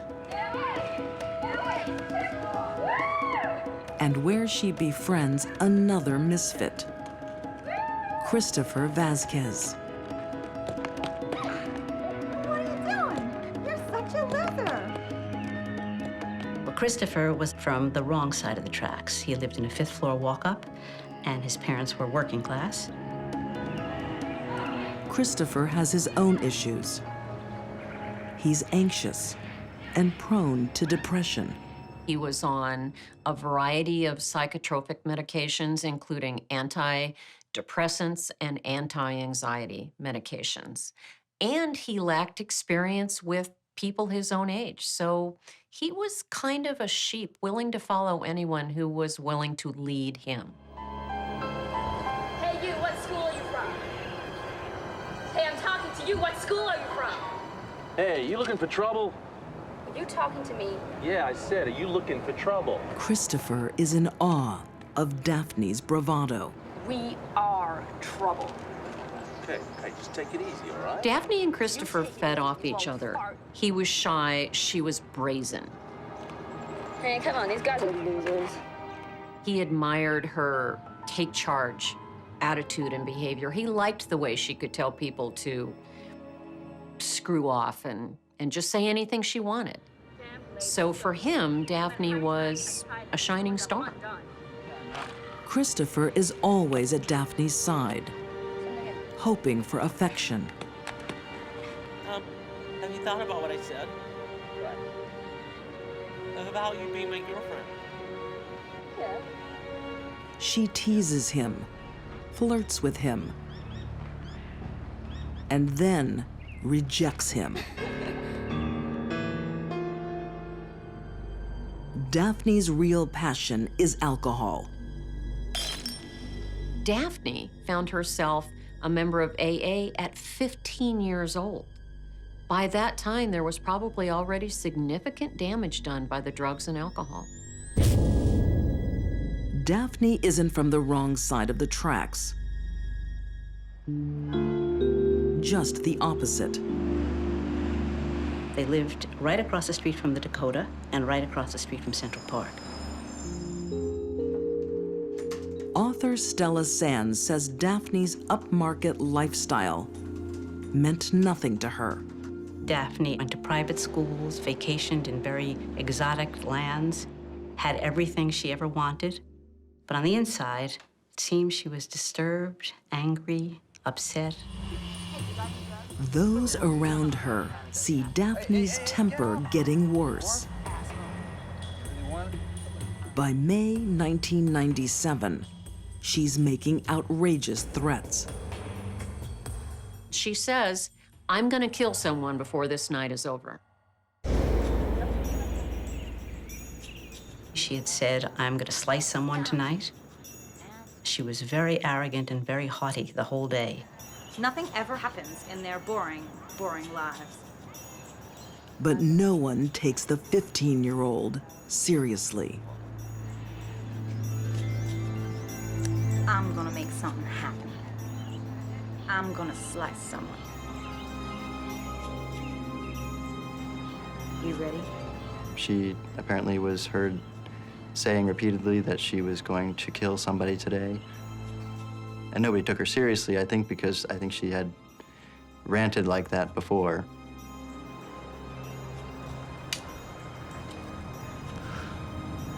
I'm in.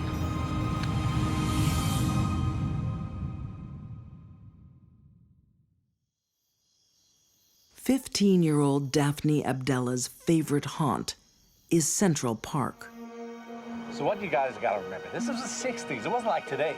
So this She was a likes to pretty big hang deal. out there with a group of older, regular drinkers. On May 22nd, 1997, she and Christopher Vasquez have been drinking all day and well into the night. Jim looks at him. He says, well, you know. They cross paths with a park regular, Michael McMorrow, close to Strawberry Fields. Here's the Jim. Hey, who wants a beer? Hey, you want a beer? Hey, I know you. You're Irish. Yeah, we talked about the AA meetings before. Daphne and Christopher convince Michael to go down to the lake. You want a beer? Never say no. They said, night is still young. Let's go and have some fun. But it's a trap.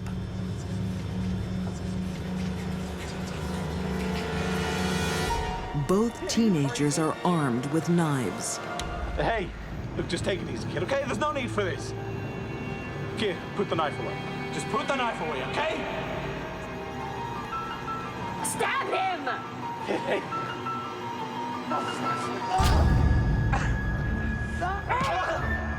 Daphne kicked Michael's legs out from underneath him, and that gave Christopher the opportunity to really jump on Michael and start stabbing him in very vulnerable spots. Mr. McMorrow was stabbed so many times.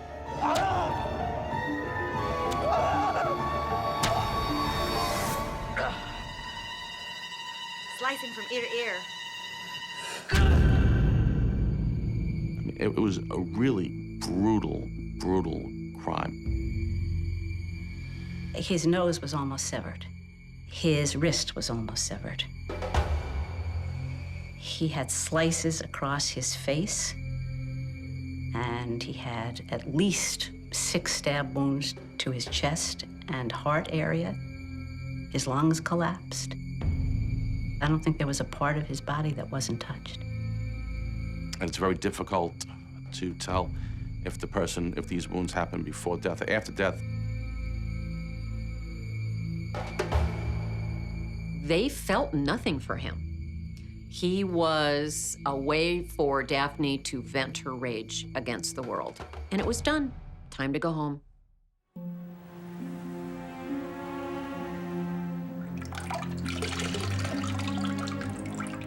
The teenagers clean up in the basement of Daphne's apartment.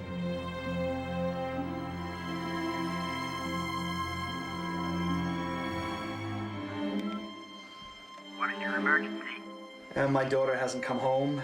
She should have been home hours ago. Upstairs, Daphne's worried father has called police. It's way past Daphne's curfew. Daphne, are you in here? Get out! The officers are tipped off that Daphne and Christopher are hiding in the apartment's utility room. Hurry up. Is that blood? When the police officer walked closer, he saw that there was blood in the sink. And he asked them, what's that from? We fell rollerblading. They showed their little cuts, and it didn't really raise any red flag to the police officer. But it does for Daphne. She fears she's going to be caught. So she makes an extraordinary phone call to 911. Operator says, what's up? She said, there's a dead body in the lake. I said, what lake? Central Park Lake. When the police arrive to question her, Daphne is enjoying dinner.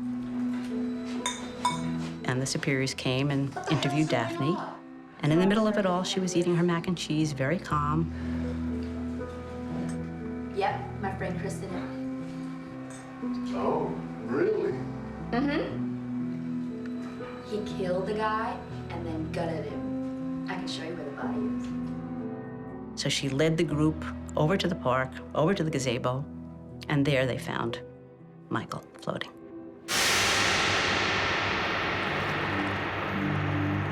I told you, there he is. I tried to help you. I tried to give you CPR. She starts screaming nonsense about how she had tried to save Michael. For Detective Hal Sherman, it is a case he will never forget. I responded to about 2,300 crime scenes, and this would have to be one of the top 10 as far as Gruesome is concerned. They found 40 inches of intestines floating nearby. They found blood surrounding him. His internal organs had been removed, and his body was stuffed with stones and garbage and just left there to float in the lake.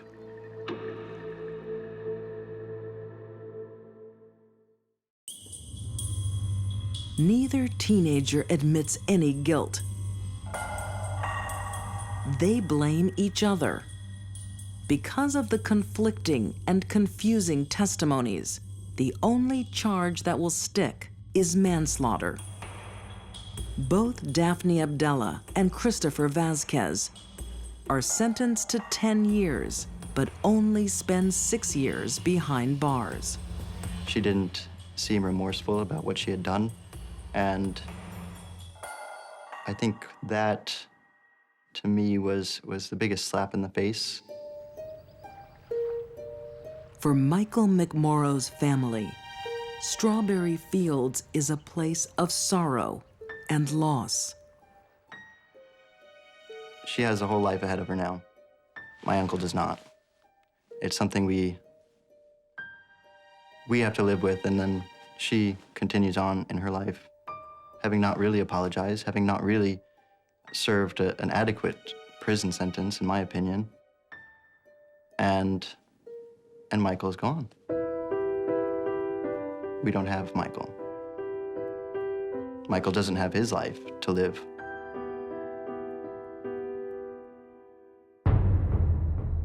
Daphne has been free since 2004. She still calls New York home.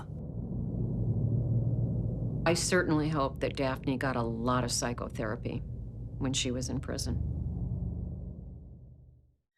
It's hard being the new kid at school. Adrian just wanted to be accepted by the people around her. Classmates can be so cruel. Your friend, one day. You know, Adrian just wanted people to like her. Your deadly enemy, the next. She wanted to see that life in Adrian's eyes disappear. In 2005, in East Moline, Illinois, the local goth teenagers are often rebellious. But 17-year-old Sarah Kolb is totally angry. What is it with these people? They drive me crazy. She kind of looked like a thug freak, you know, real weird looking, and she tried to act like she was bad. They dress the same, walk the same, talk the same. You know, don't mess with me. They need to be slaughtered like the sheep that they are. Bad. She had to be the leader. If she wasn't the center of attention and the leader, she got you out of that group. She often thought about violence and blood and guts and that whole, you know, dark part of society. Hey, check it out. Her #1 follower is Corey Gregory. Sarah had a kind of a charisma about her, that the other teenagers were attracted to her. I mean, not just the boys, but the females too.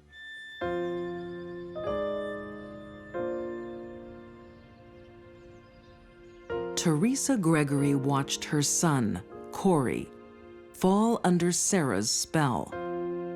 She kind of had an emotional hold over him. I just didn't know how deep that went. He was so head over heels for this girl. He just felt that he would do anything for her. Anything that she needed or wanted, he was just there for her. Why is anyone's guess.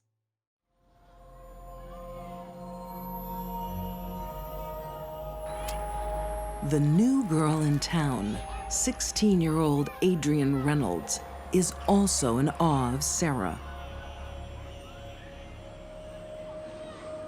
I like piercings. Thanks. Immediately, Sarah and Adrienne are attracted to each other, and they develop a friendship. I like your phone. And Adrienne really falls for Sarah. She sees in Sarah this authority figure, this girl who will love her unconditionally. Maybe you'll find out. She's been through a rough, rough life. She's been into several different homes. At 12 years old, she had a drug problem already. She's been promiscuous, and she's trying to better her life. Adrienne's grandfather, Tony, gives her a home, hoping it leads to a fresh start. When she moved up here, she didn't have a whole lot of friends or family. You know, she just wanted somebody to give a damn about her. The three become inseparable in a triangle of sexual tension. But then, Corey commits the ultimate betrayal. He befriends Adrienne. Does Sarah know you're here? Are you joking? She scares me. Don't worry about it. She's got an anger problem.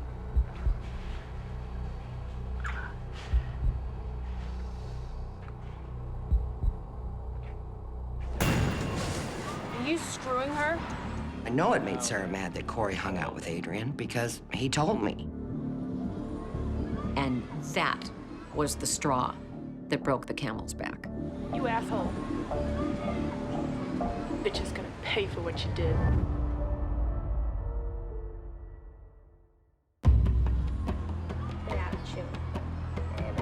This is 8. Sarah Kolb becomes insanely jealous. Oh, go, Corey. She makes Adrienne's life miserable. Sarah, you're way overreacting. Really? You're a two-faced little bitch. Sarah begins to really spread vicious rumors about Adrienne. She begins to threaten Adrienne. She had tried to get other girls at school to beat Adrienne up. Look, it's not like we were together. You sleaze on me, you sleaze on anything that moves. You're a dirty whore. I think Sarah's motivation to hurt Adrienne was one of the oldest stories we know: jealousy. You need to raise yourself. But no one could imagine how jealous. She wrote in there, I think it was, I'm gonna kill the bitch. So yeah, she definitely had it on her mind that she wanted to do it. She wanted to see that life in Adrienne's eyes disappear. A teenage crush has turned into insane jealousy. You have Adrienne Reynolds, the new kid in town. You have Sarah Kolb, the leader of the pack. And you have Corey Gregory, the puppy dog that follows Sarah wherever she wants to go. And what is this? It's a perfect storm brewing of violence. Hey, Adrienne.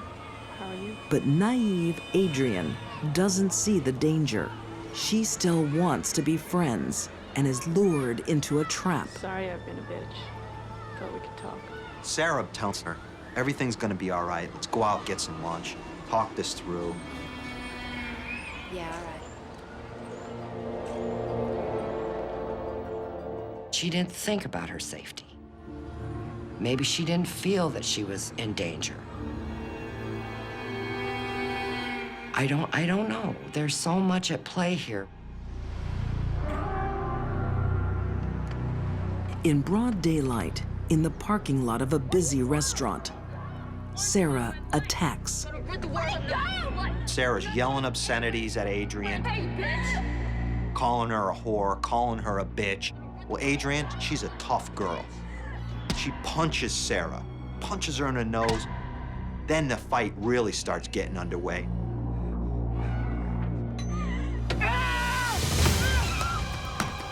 Adrian ends up down, covering herself.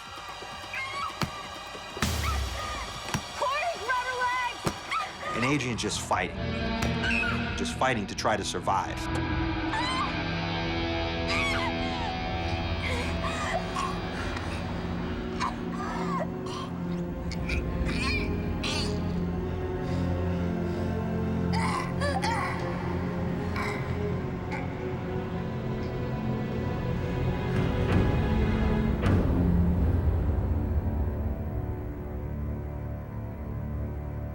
Sarah's unconscious, but they haven't finished yet.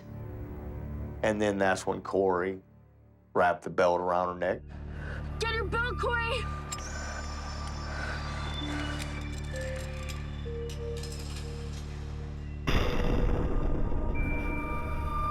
And I think that's how she died.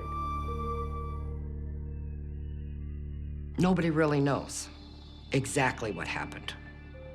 But a beautiful young girl lost her life, and my son and his friend tried to conceal that homicide.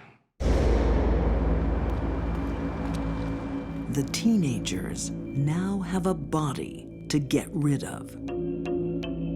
Sarah gets an idea. Why don't we take her out to my grandpappy's farm, and we'll burn her.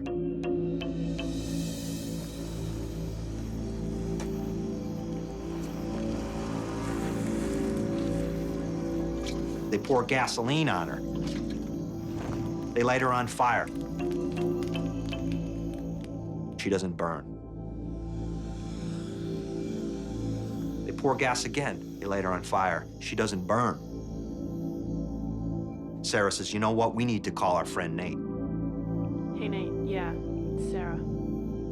Got a job for you. And Nate has always dreamed of doing something violent. 2 days later, Nate Gaudette, another goth who can't say no to Sarah, gets to work. You guys really messed her up, yeah? Sturdy ass. She knew he was capable of doing it. According to her, he cut up small animals, so he was the one to call to cut up Adrian's body. Picks up Adrian's leg, and he saws it off. And then he saws off her other leg. And then he saws off her arms, and then he saws her head off. And then for some strange reason, he saws her torso in half. And what do Nate and Corey then do? They walk around and they put those body parts, that 16-year-old precious girl, they put her into 2 garbage bags. And now they're gonna dispose of her. They put half of her out in Aledo, out in the country, and then part of her in Rock Island. Their theory was they'd separate the parts, and then they couldn't find her.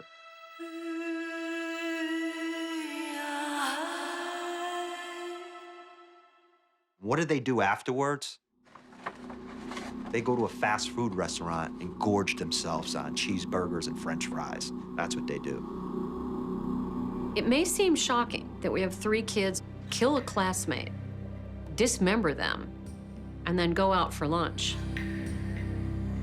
People will do things in a group that they would never do individually. For 3 days, a grandfather frantically searches for his granddaughter. He turns to her friends for help, including Sarah Kolb. Sarah she's a heck of an actor, because by the time we had called them, Adrian was already dead. We didn't know it. And they just played like, just like me and you were talking, it never bothered them at all. Sarah may be cool and collected, but Corey's conscience is getting to him. His dad started questioning Corey and telling him that if something's happened, he needs to tell the truth. He just broke down and said, you know, I need to go back to the police station and I need my lawyer. I was devastated. I was absolutely devastated. My beautiful child. There's just no way to even explain how bad it hurt. Corey Gregory's evidence incriminates all 3 teens. Nate Gaudette receives 5 years for disposing of Adrian's body. Corey Gregory pleads guilty to first-degree murder and is sentenced to 45 years.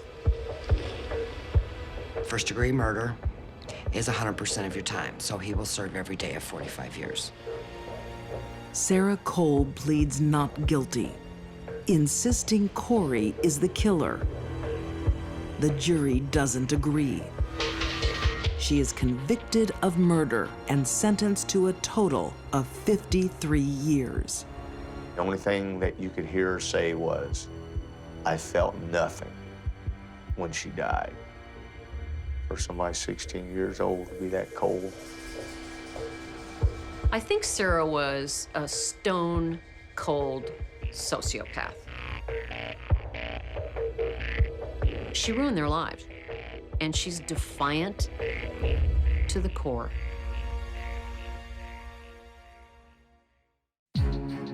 These deadly women all shared a warped passion.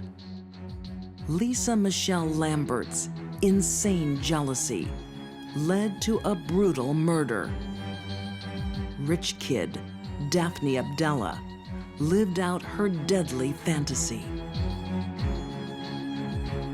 And Sarah Kolb's desire turned to deadly force.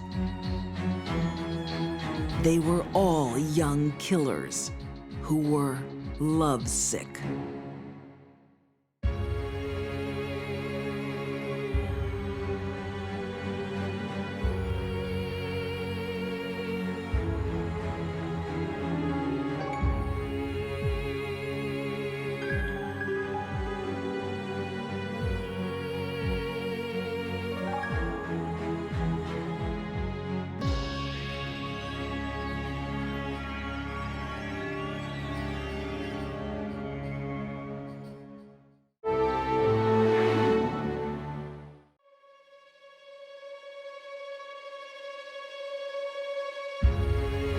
Teenage angst is a part of life.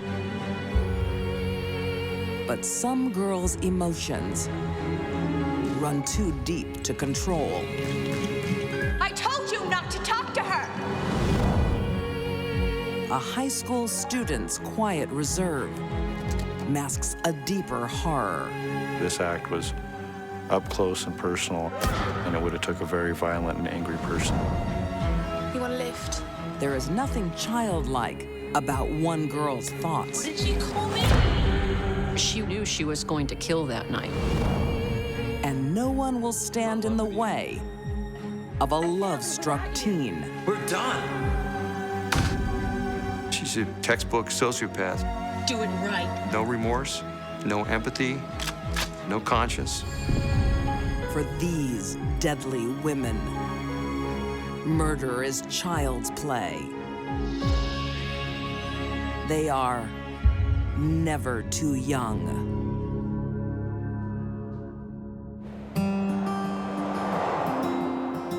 In 2011, in the remote desert town of West Wendover, Nevada.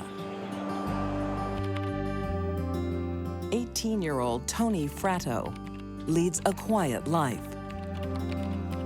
She was a very shy, withdrawn girl, very intelligent, very diligent in her work. Then, everything changes when she meets 18-year-old student Cody Patton. Cody! Tony falls head over heels. I missed you. I've only been gone an hour. She put all her cards into Cody. Well, what can I say? I'm in love. can't be happy without him. He's my world. Tony definitely was obsessed with Cody.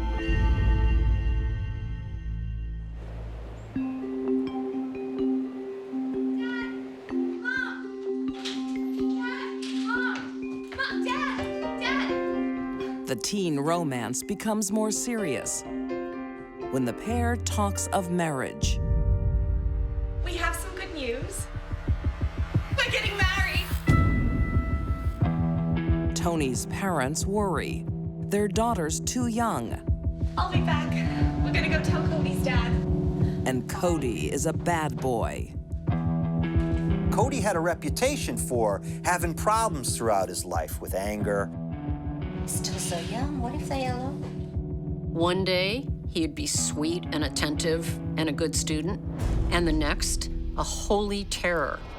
Therefore repent all ye ends of the earth. Tony's parents decide not to fight the teen love and open their home to Cody.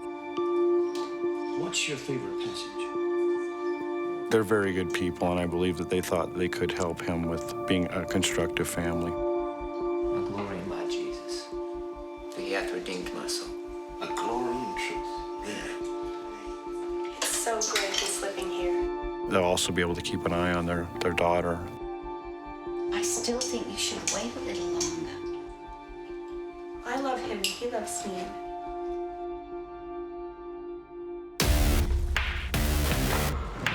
But Tony is not the only girl in Cody's life.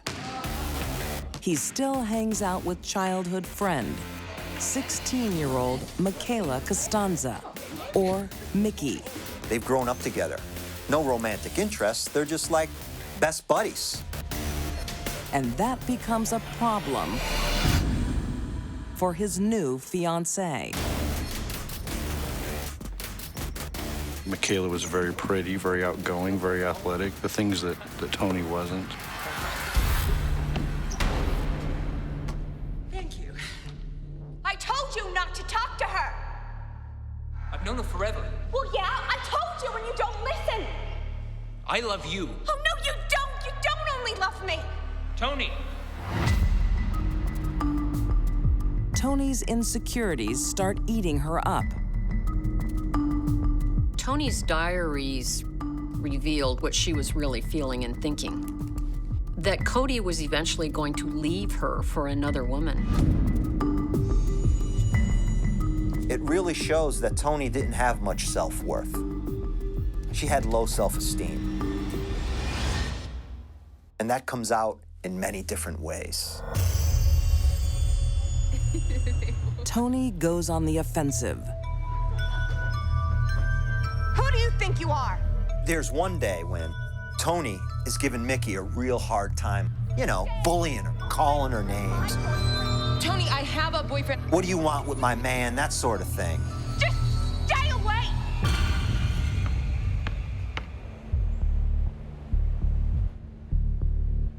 Then Cody does something that surprises everyone. Cody had a box cutter and cut Michaela's arm and thought it was somewhat funny and laughed about it. You're insane! So Mickey responds by saying, this guy is crazy. And he's likely crazy because he's with a crazy girlfriend. What should I say? Meet up.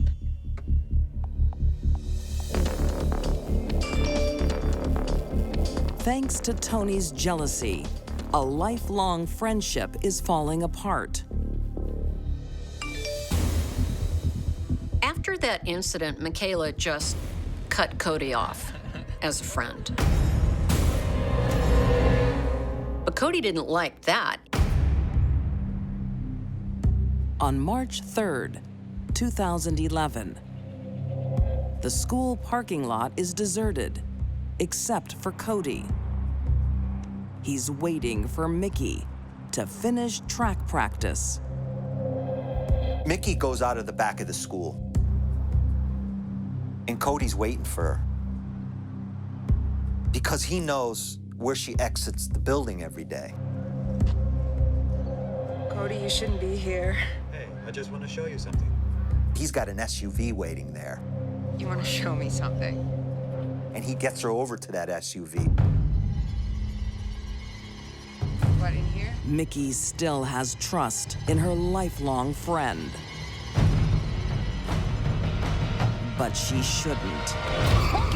Whoever came along that got in between Tony and Cody, whether it was innocent or not, was gonna be a problem.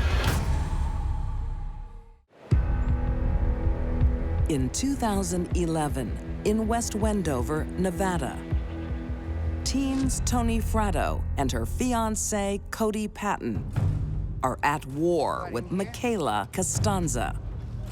On March the 3rd, Cody sets out to prove his devotion. Cody grabs Michaela while she was coming out of school, binds her, and throws her in the back of his SUV. It's time for her to pay. Then he sends a text to his partner in crime and says, "I've got her." That tells me this was in the planning for a long time, and the plan was murder.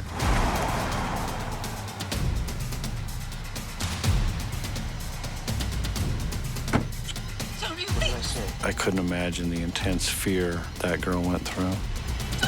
Shut up!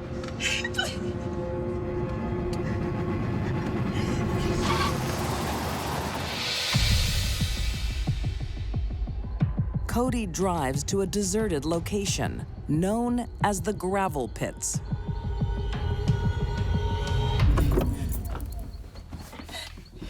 It's gonna be the last place that Mickey sees, unfortunately. Cody! Cody, please!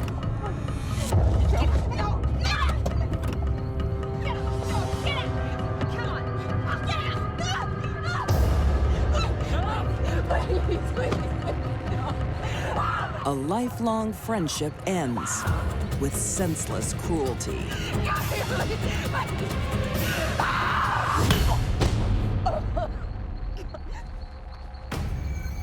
Cody was friends with this girl.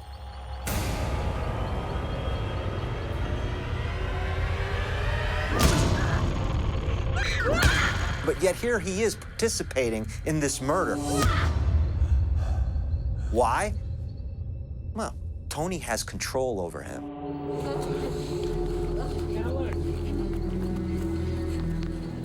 She had sat on her legs and helped cut her throat. It was very up close and personal. It was very, very violent.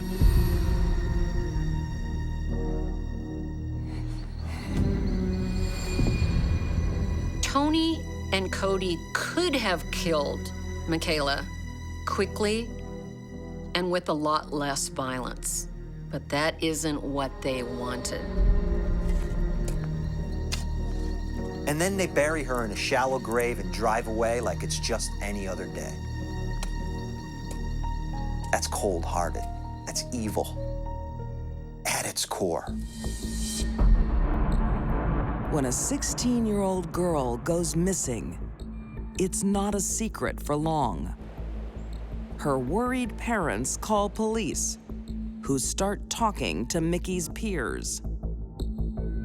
Tony and Cody were contacted that evening, and both denied even knowing where she was. But the school's security cameras tell another story. They'd begin to look at some surveillance video taken from the school. And that's where they see Cody. So Cody has some splaining to do. The bravado he displayed while beating his friend to death deserts Cody Patton under police interrogation. Cody tells the story of the murder and what happened. He had done it and confessed that he had done it alone. What Cody doesn't say is who helped him. He doesn't even mention Tony's name. They have no reason to believe she was even there. Tony Fratto is about to get off scot-free until she confides in the wrong person. It's okay, Tony. Cody's father. You can do this. you sure this will help Cody? After Cody was arrested, Tony was speaking with his father and told him that she was present when Michaela was murdered. Cody's father didn't even wait for her to get dressed. In her pajamas, he drove her to Cody's lawyer's office. I remember. I don't know whether she thought she was implicating herself or she thought that maybe this was going to cast a shadow of a doubt for Cody's case. Who slit her throat? I don't know what her reasoning behind this confession was. It's both of us.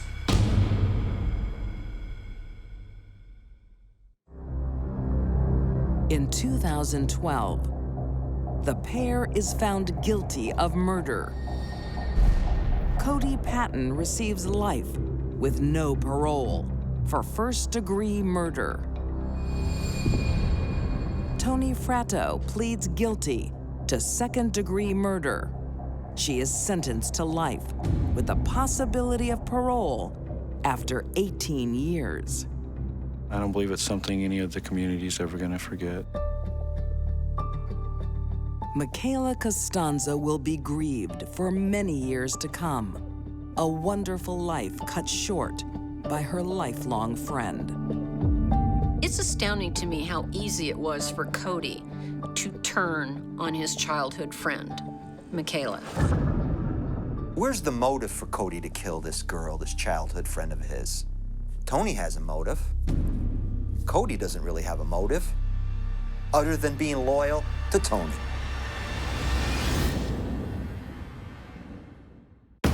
A crime can be so horrific. I could not believe a girl was capable of this type of focused rage and anger. So disturbing. She wrote, "I wish I could kill you again. Your terrified screams turn me on." It's almost unbelievable. She was a natural-born killer.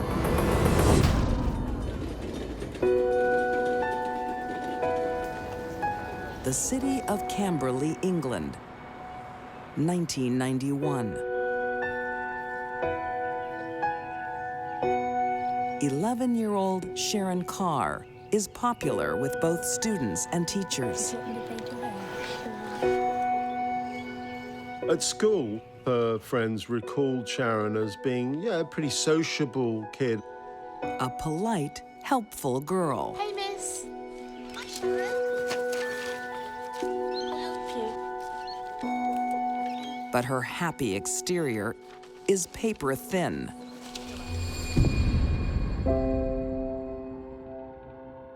Inside Sharon is a lost little girl. Sharon Carr's early life was classically tragic. One of 4 kids her mother had by 3 different men. She was given little attention.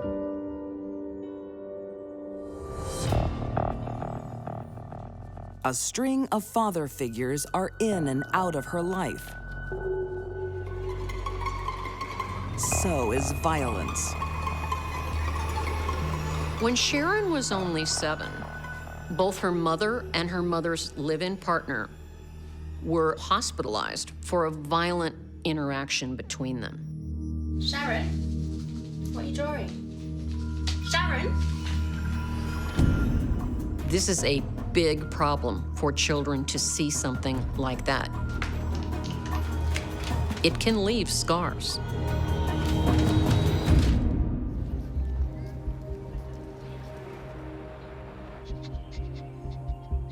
Come on, boy. To the outside world, Sharon seems fine.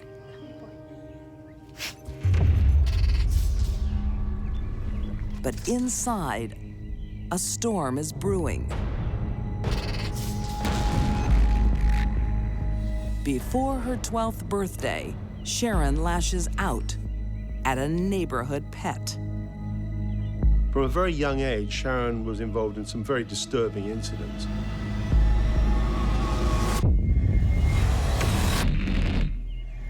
She has used a shovel to decapitate a dog.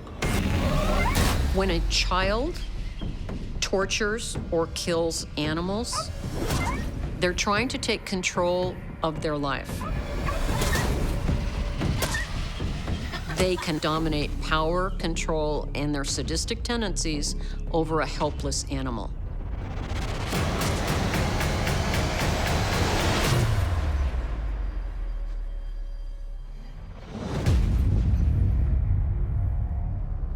And that's what Sharon liked to do.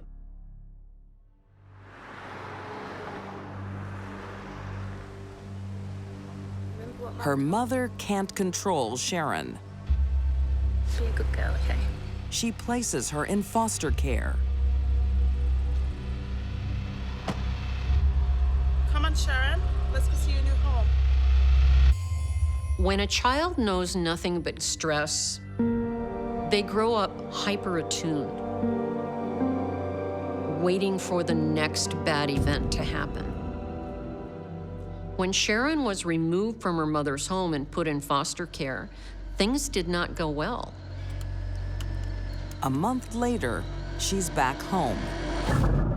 Not just angry, but rejected. Her dark world is set to explode. Sharon was completely lacking emotion and extremely cold in her outlook on everything. Sharon was used to chaos, and so she created her own.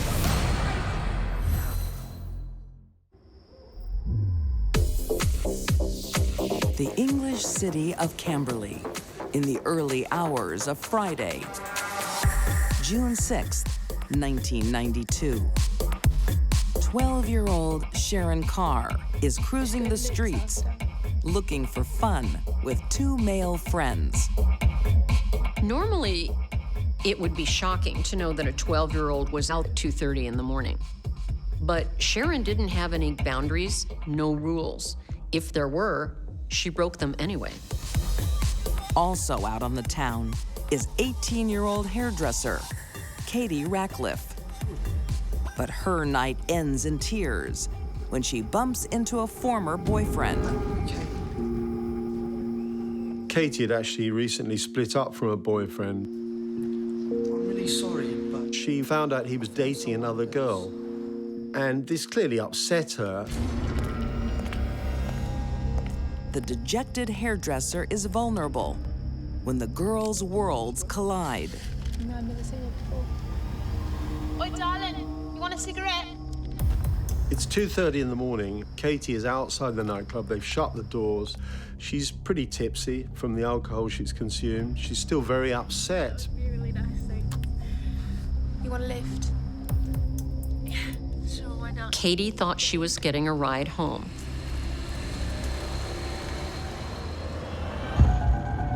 It's obvious that Sharon was not threatening in any way to Katie. What's wrong?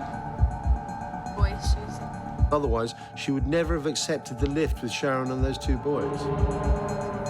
But Katie is not going home. She's driven to an isolated park. Let me out. Come walk home from here. Calm down, love. No, well, you're crazy. Sharon pulled out this 6-inch blade What did you call me? and surprised Katie. I called you crazy. Sharon was tired of practicing on animals. I don't think Katie did anything to set Sharon off. Sharon knew she was going to kill that night. Katie was the unlucky victim. Sharon's friends do nothing to help Katie. Katie must have just been in disbelief. Then she would have doubled over, feeling all of the pain, feeling the blows from that knife cutting through and through her. Sharon will record in her diary what she is thinking that night. She wrote, "Killing for me is a mass turn on. It makes me so high." She enjoyed the act of stabbing and venting her rage. Moreover, it turned her on. Sharon even wrote in her diary, "I wish I could kill you again. Your terrified screams turn me on." And if she could do it again, she would draw out the murder over a longer period of time because she enjoyed Katie's suffering. In the frenzied attack, Katie suffers more than 30 wounds to her chest, heart, and abdomen. Katie bled to death. She died mainly from internal bleeding. What 12-year-old Sharon does next is almost impossible to believe. Wait, boys, come and help me. She exposed her body, looked at her breasts and genitalia, and then used the knife to cut her. I could not believe a 12-year-old girl was capable of this type of focused rage and anger. I could not believe that a 12-year-old girl would mutilate the genitalia and breasts of an 18-year-old girl. When Katie's body is discovered the next day, everything points to a sex murder. The police thought Katie was killed by a man. It looked like a rape homicide to the police. No one suspects a 12-year-old girl. And her friends don't talk. Sharon is free to go back to being a schoolgirl.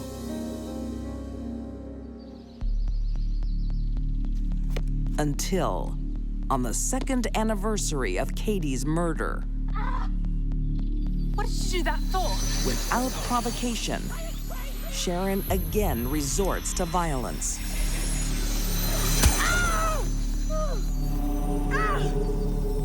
The 7th of June must have meant something to Sharon. It was the day of her first murder, and it looks like she tried to do it again. This time, Sharon is arrested and sentenced to 2 years in youth detention. And police discover her macabre diary.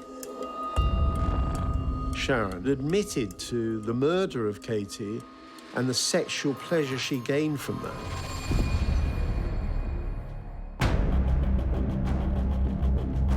Sharon's male accomplices are never identified.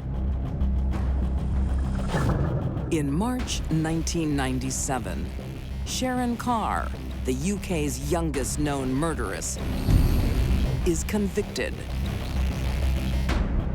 Sharon, at 12 years old, was a sadist, a sexual sadist.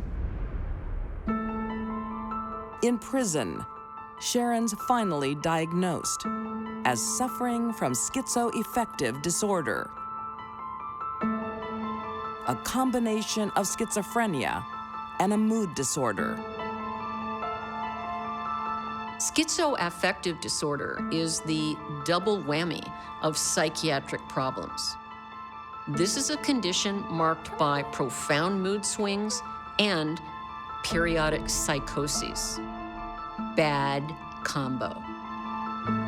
Most people diagnosed with it do have difficult lives, but they do not become killers. Sharon was different. Sharon gives mental illness a bad name. Sharon is transferred to a secure mental institution where she can be held indefinitely. Sharon remains under the care of a mental institution to this day. And to this day, few can believe a 12-year-old girl capable of such cruelty.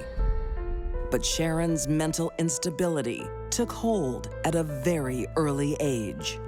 It's highly unusual for a 12-year-old female to become a sadistic sexual killer. I've never even heard of it before this case. But Sharon was ahead of her time.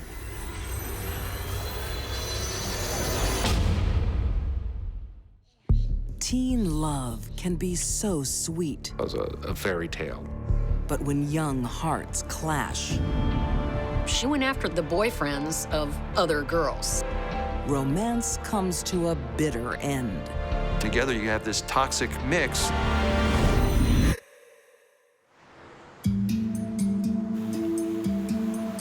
In the quiet country town of Livermore, California, in 2002. 17-year-old school student Jenna has something none of the other girls have. What are you waiting for? Mike's meant to be here. A husband. This was a fairy tale, I think, from Jenna's position. Jenna didn't have a stable, strong, loving father figure in her life. It's no wonder she went to the first good-looking guy that came along. 19-year-old Mike Simons is a military wannabe with a wild side. He was trying to get into the Army. They wouldn't take him. Mike had a juvenile record. He had apparently stolen a car and got into a high-speed pursuit. See you, lovebirds. Mike, he was a bad boy, and everybody knew it.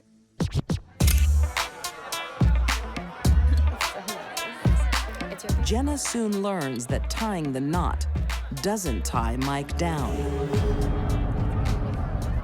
Michael Simons was an attractive person who a lot of women wanted to be with. One of them is fellow schoolgirl, 17-year-old Katie Bellflower. Katie wasn't well liked at high school because she had a tendency to go for the boyfriends of other girls. Now Katie sees a chance to steal a girl's husband. Mike was married, but that didn't stop Katie. The fact that he had a wedding ring on, that was just catnip to her. The young seductress has no trouble charming Mike. In just 3 months, Jenna has gone from hitched to ditched. He moved out and then moved in with Katie Bellflower. Mike, can we talk? No, I'm done talking. But Jenna's not giving up her husband Please, hon. without a fight. I still love you. Despite the fact that Mike was leaving every indication he was not going to be a good catch, I can't live without you. Jenna still wanted him back. Katie has no sympathy. Katie Bellflower, at the tender age of 17, We're done. was a ruthless, heartless woman.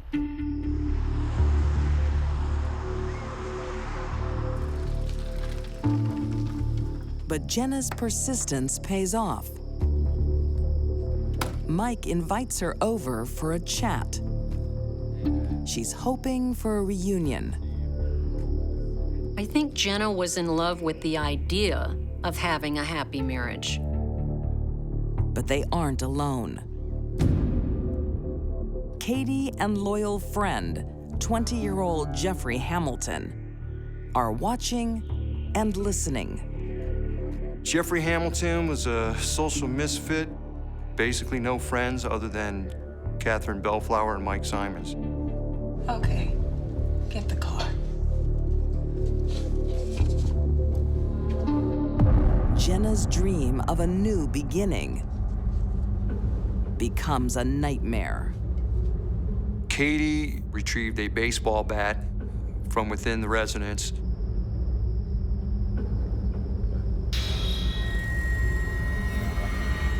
Walked out on the porch, and from behind, struck Jenna Simons.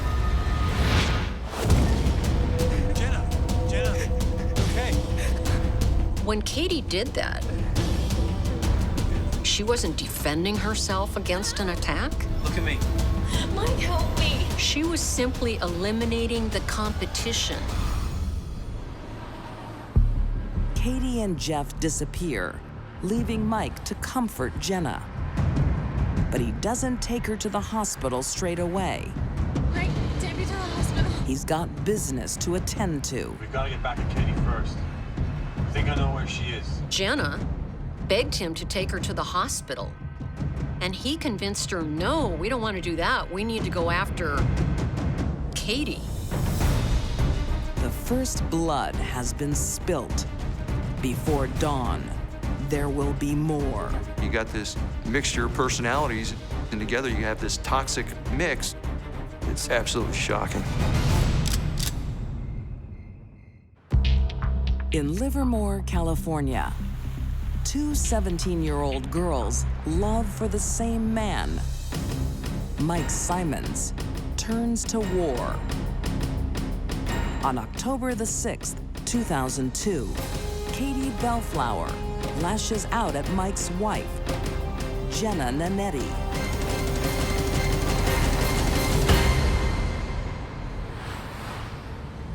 Mike convinces Jenna to hunt down Katie and seek revenge. I know where Katie is. Let's go get her. She's hanging out at Whiskey Slough. Mike drives to an isolated area of the Delta.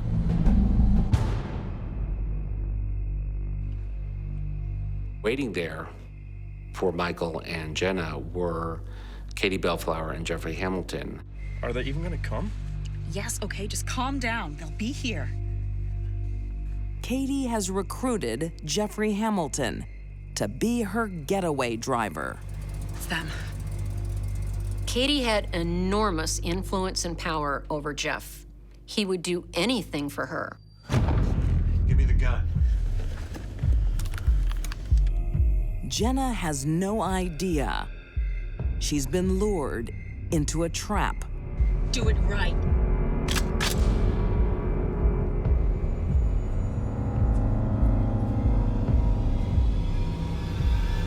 Jenna. Mike.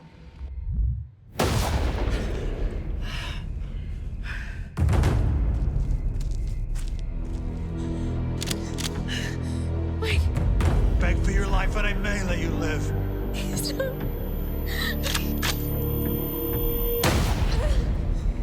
He makes her beg for her life. Guns her down in cold blood. But she won't die. She's not dead yet. I need more ammo. What? How long is this gonna take?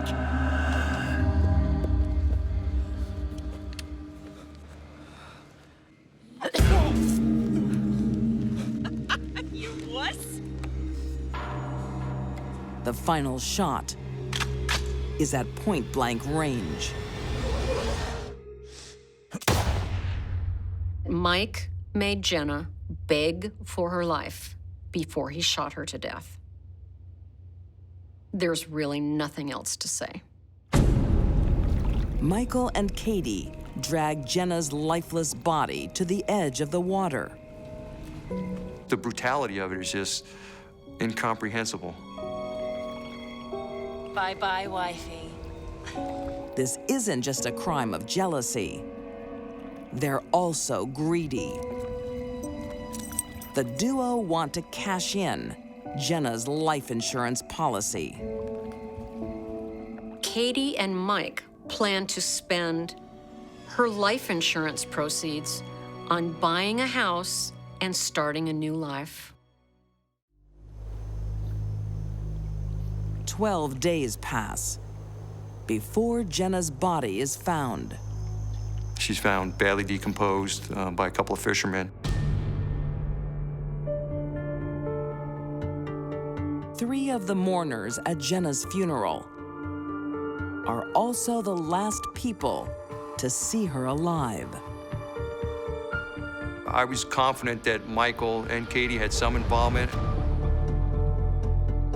But there's no physical evidence tying any of the trio to the crime. We were never able to find the baseball bat. We were not able to find the shotgun either. The murder goes unsolved and might still be today. except for another love triangle. Hey, baby. I got you a present. This is Aspen. Just months after Jenna's death, Katie brings a third person into their tryst, a 16-year-old girl called Aspen.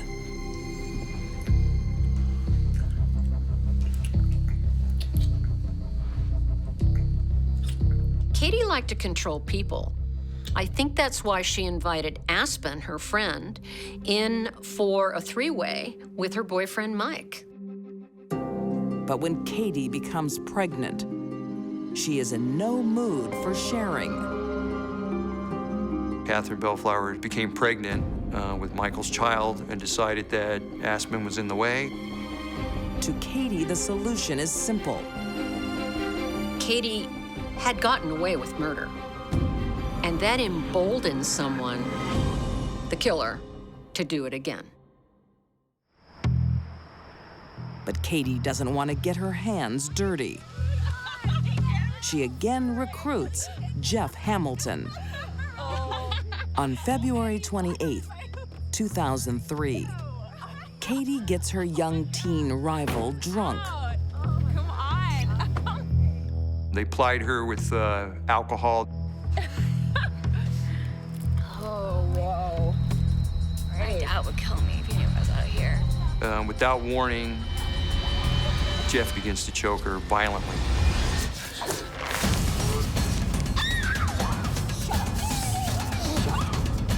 As Aspen fights for her life, Katie whispers a chilling promise.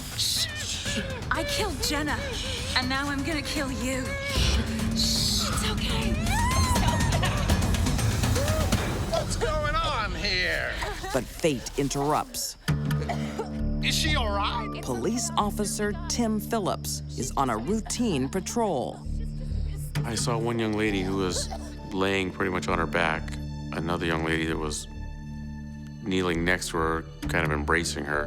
It's okay, officer. We got it. I noticed Katie Bellflower was wearing rubber gloves, as was Jeffrey Hamilton. Yeah. Katie thinks fast. We got it. She's just a bit sick. Gloves are in case she vomits. Telling the officer she's not killing Aspen. She's caring for her. She appeared forthright and she was convincing. In an instant, she was able to transition from the cold-blooded killer to convince this officer that they were there to provide comfort. It's the perfect chance for Aspen to escape. But she stays silent. Aspen probably didn't tell what Katie and Jeff had done to her because she was frightened.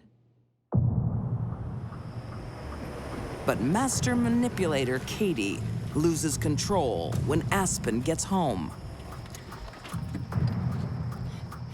You'll be fine. Just keep your mouth shut. I love you. She immediately told her parents exactly what had happened. And reveals Katie's admission to killing Jenna. Police quickly arrest the trio, and their days of freedom are over. Mike Simons is found guilty of first-degree murder and sentenced to life. No chance of parole. Jeff Hamilton pleads guilty to second-degree murder and is sentenced to 15 years to life. You put all these personalities together, and it's just a dangerous mix. Katie Bellflower pleads guilty to first-degree murder and receives 25 years to life in prison. Here's a girl that participates in the brutal murder of a 17-year-old teenager, and then 5 months later plans, orchestrates, and attempts to carry out the murder of a 16-year-old. That tells you all you need to know about Catherine Bellflower. For investigators, the mystery is what turned a teen girl into a killer. You love birds. Katie's background, gives few clues. Some criminals are born, some criminals are made through abusive or neglectful childhoods. Katie Bellflower did not come from a dysfunctional family. Katie was born one.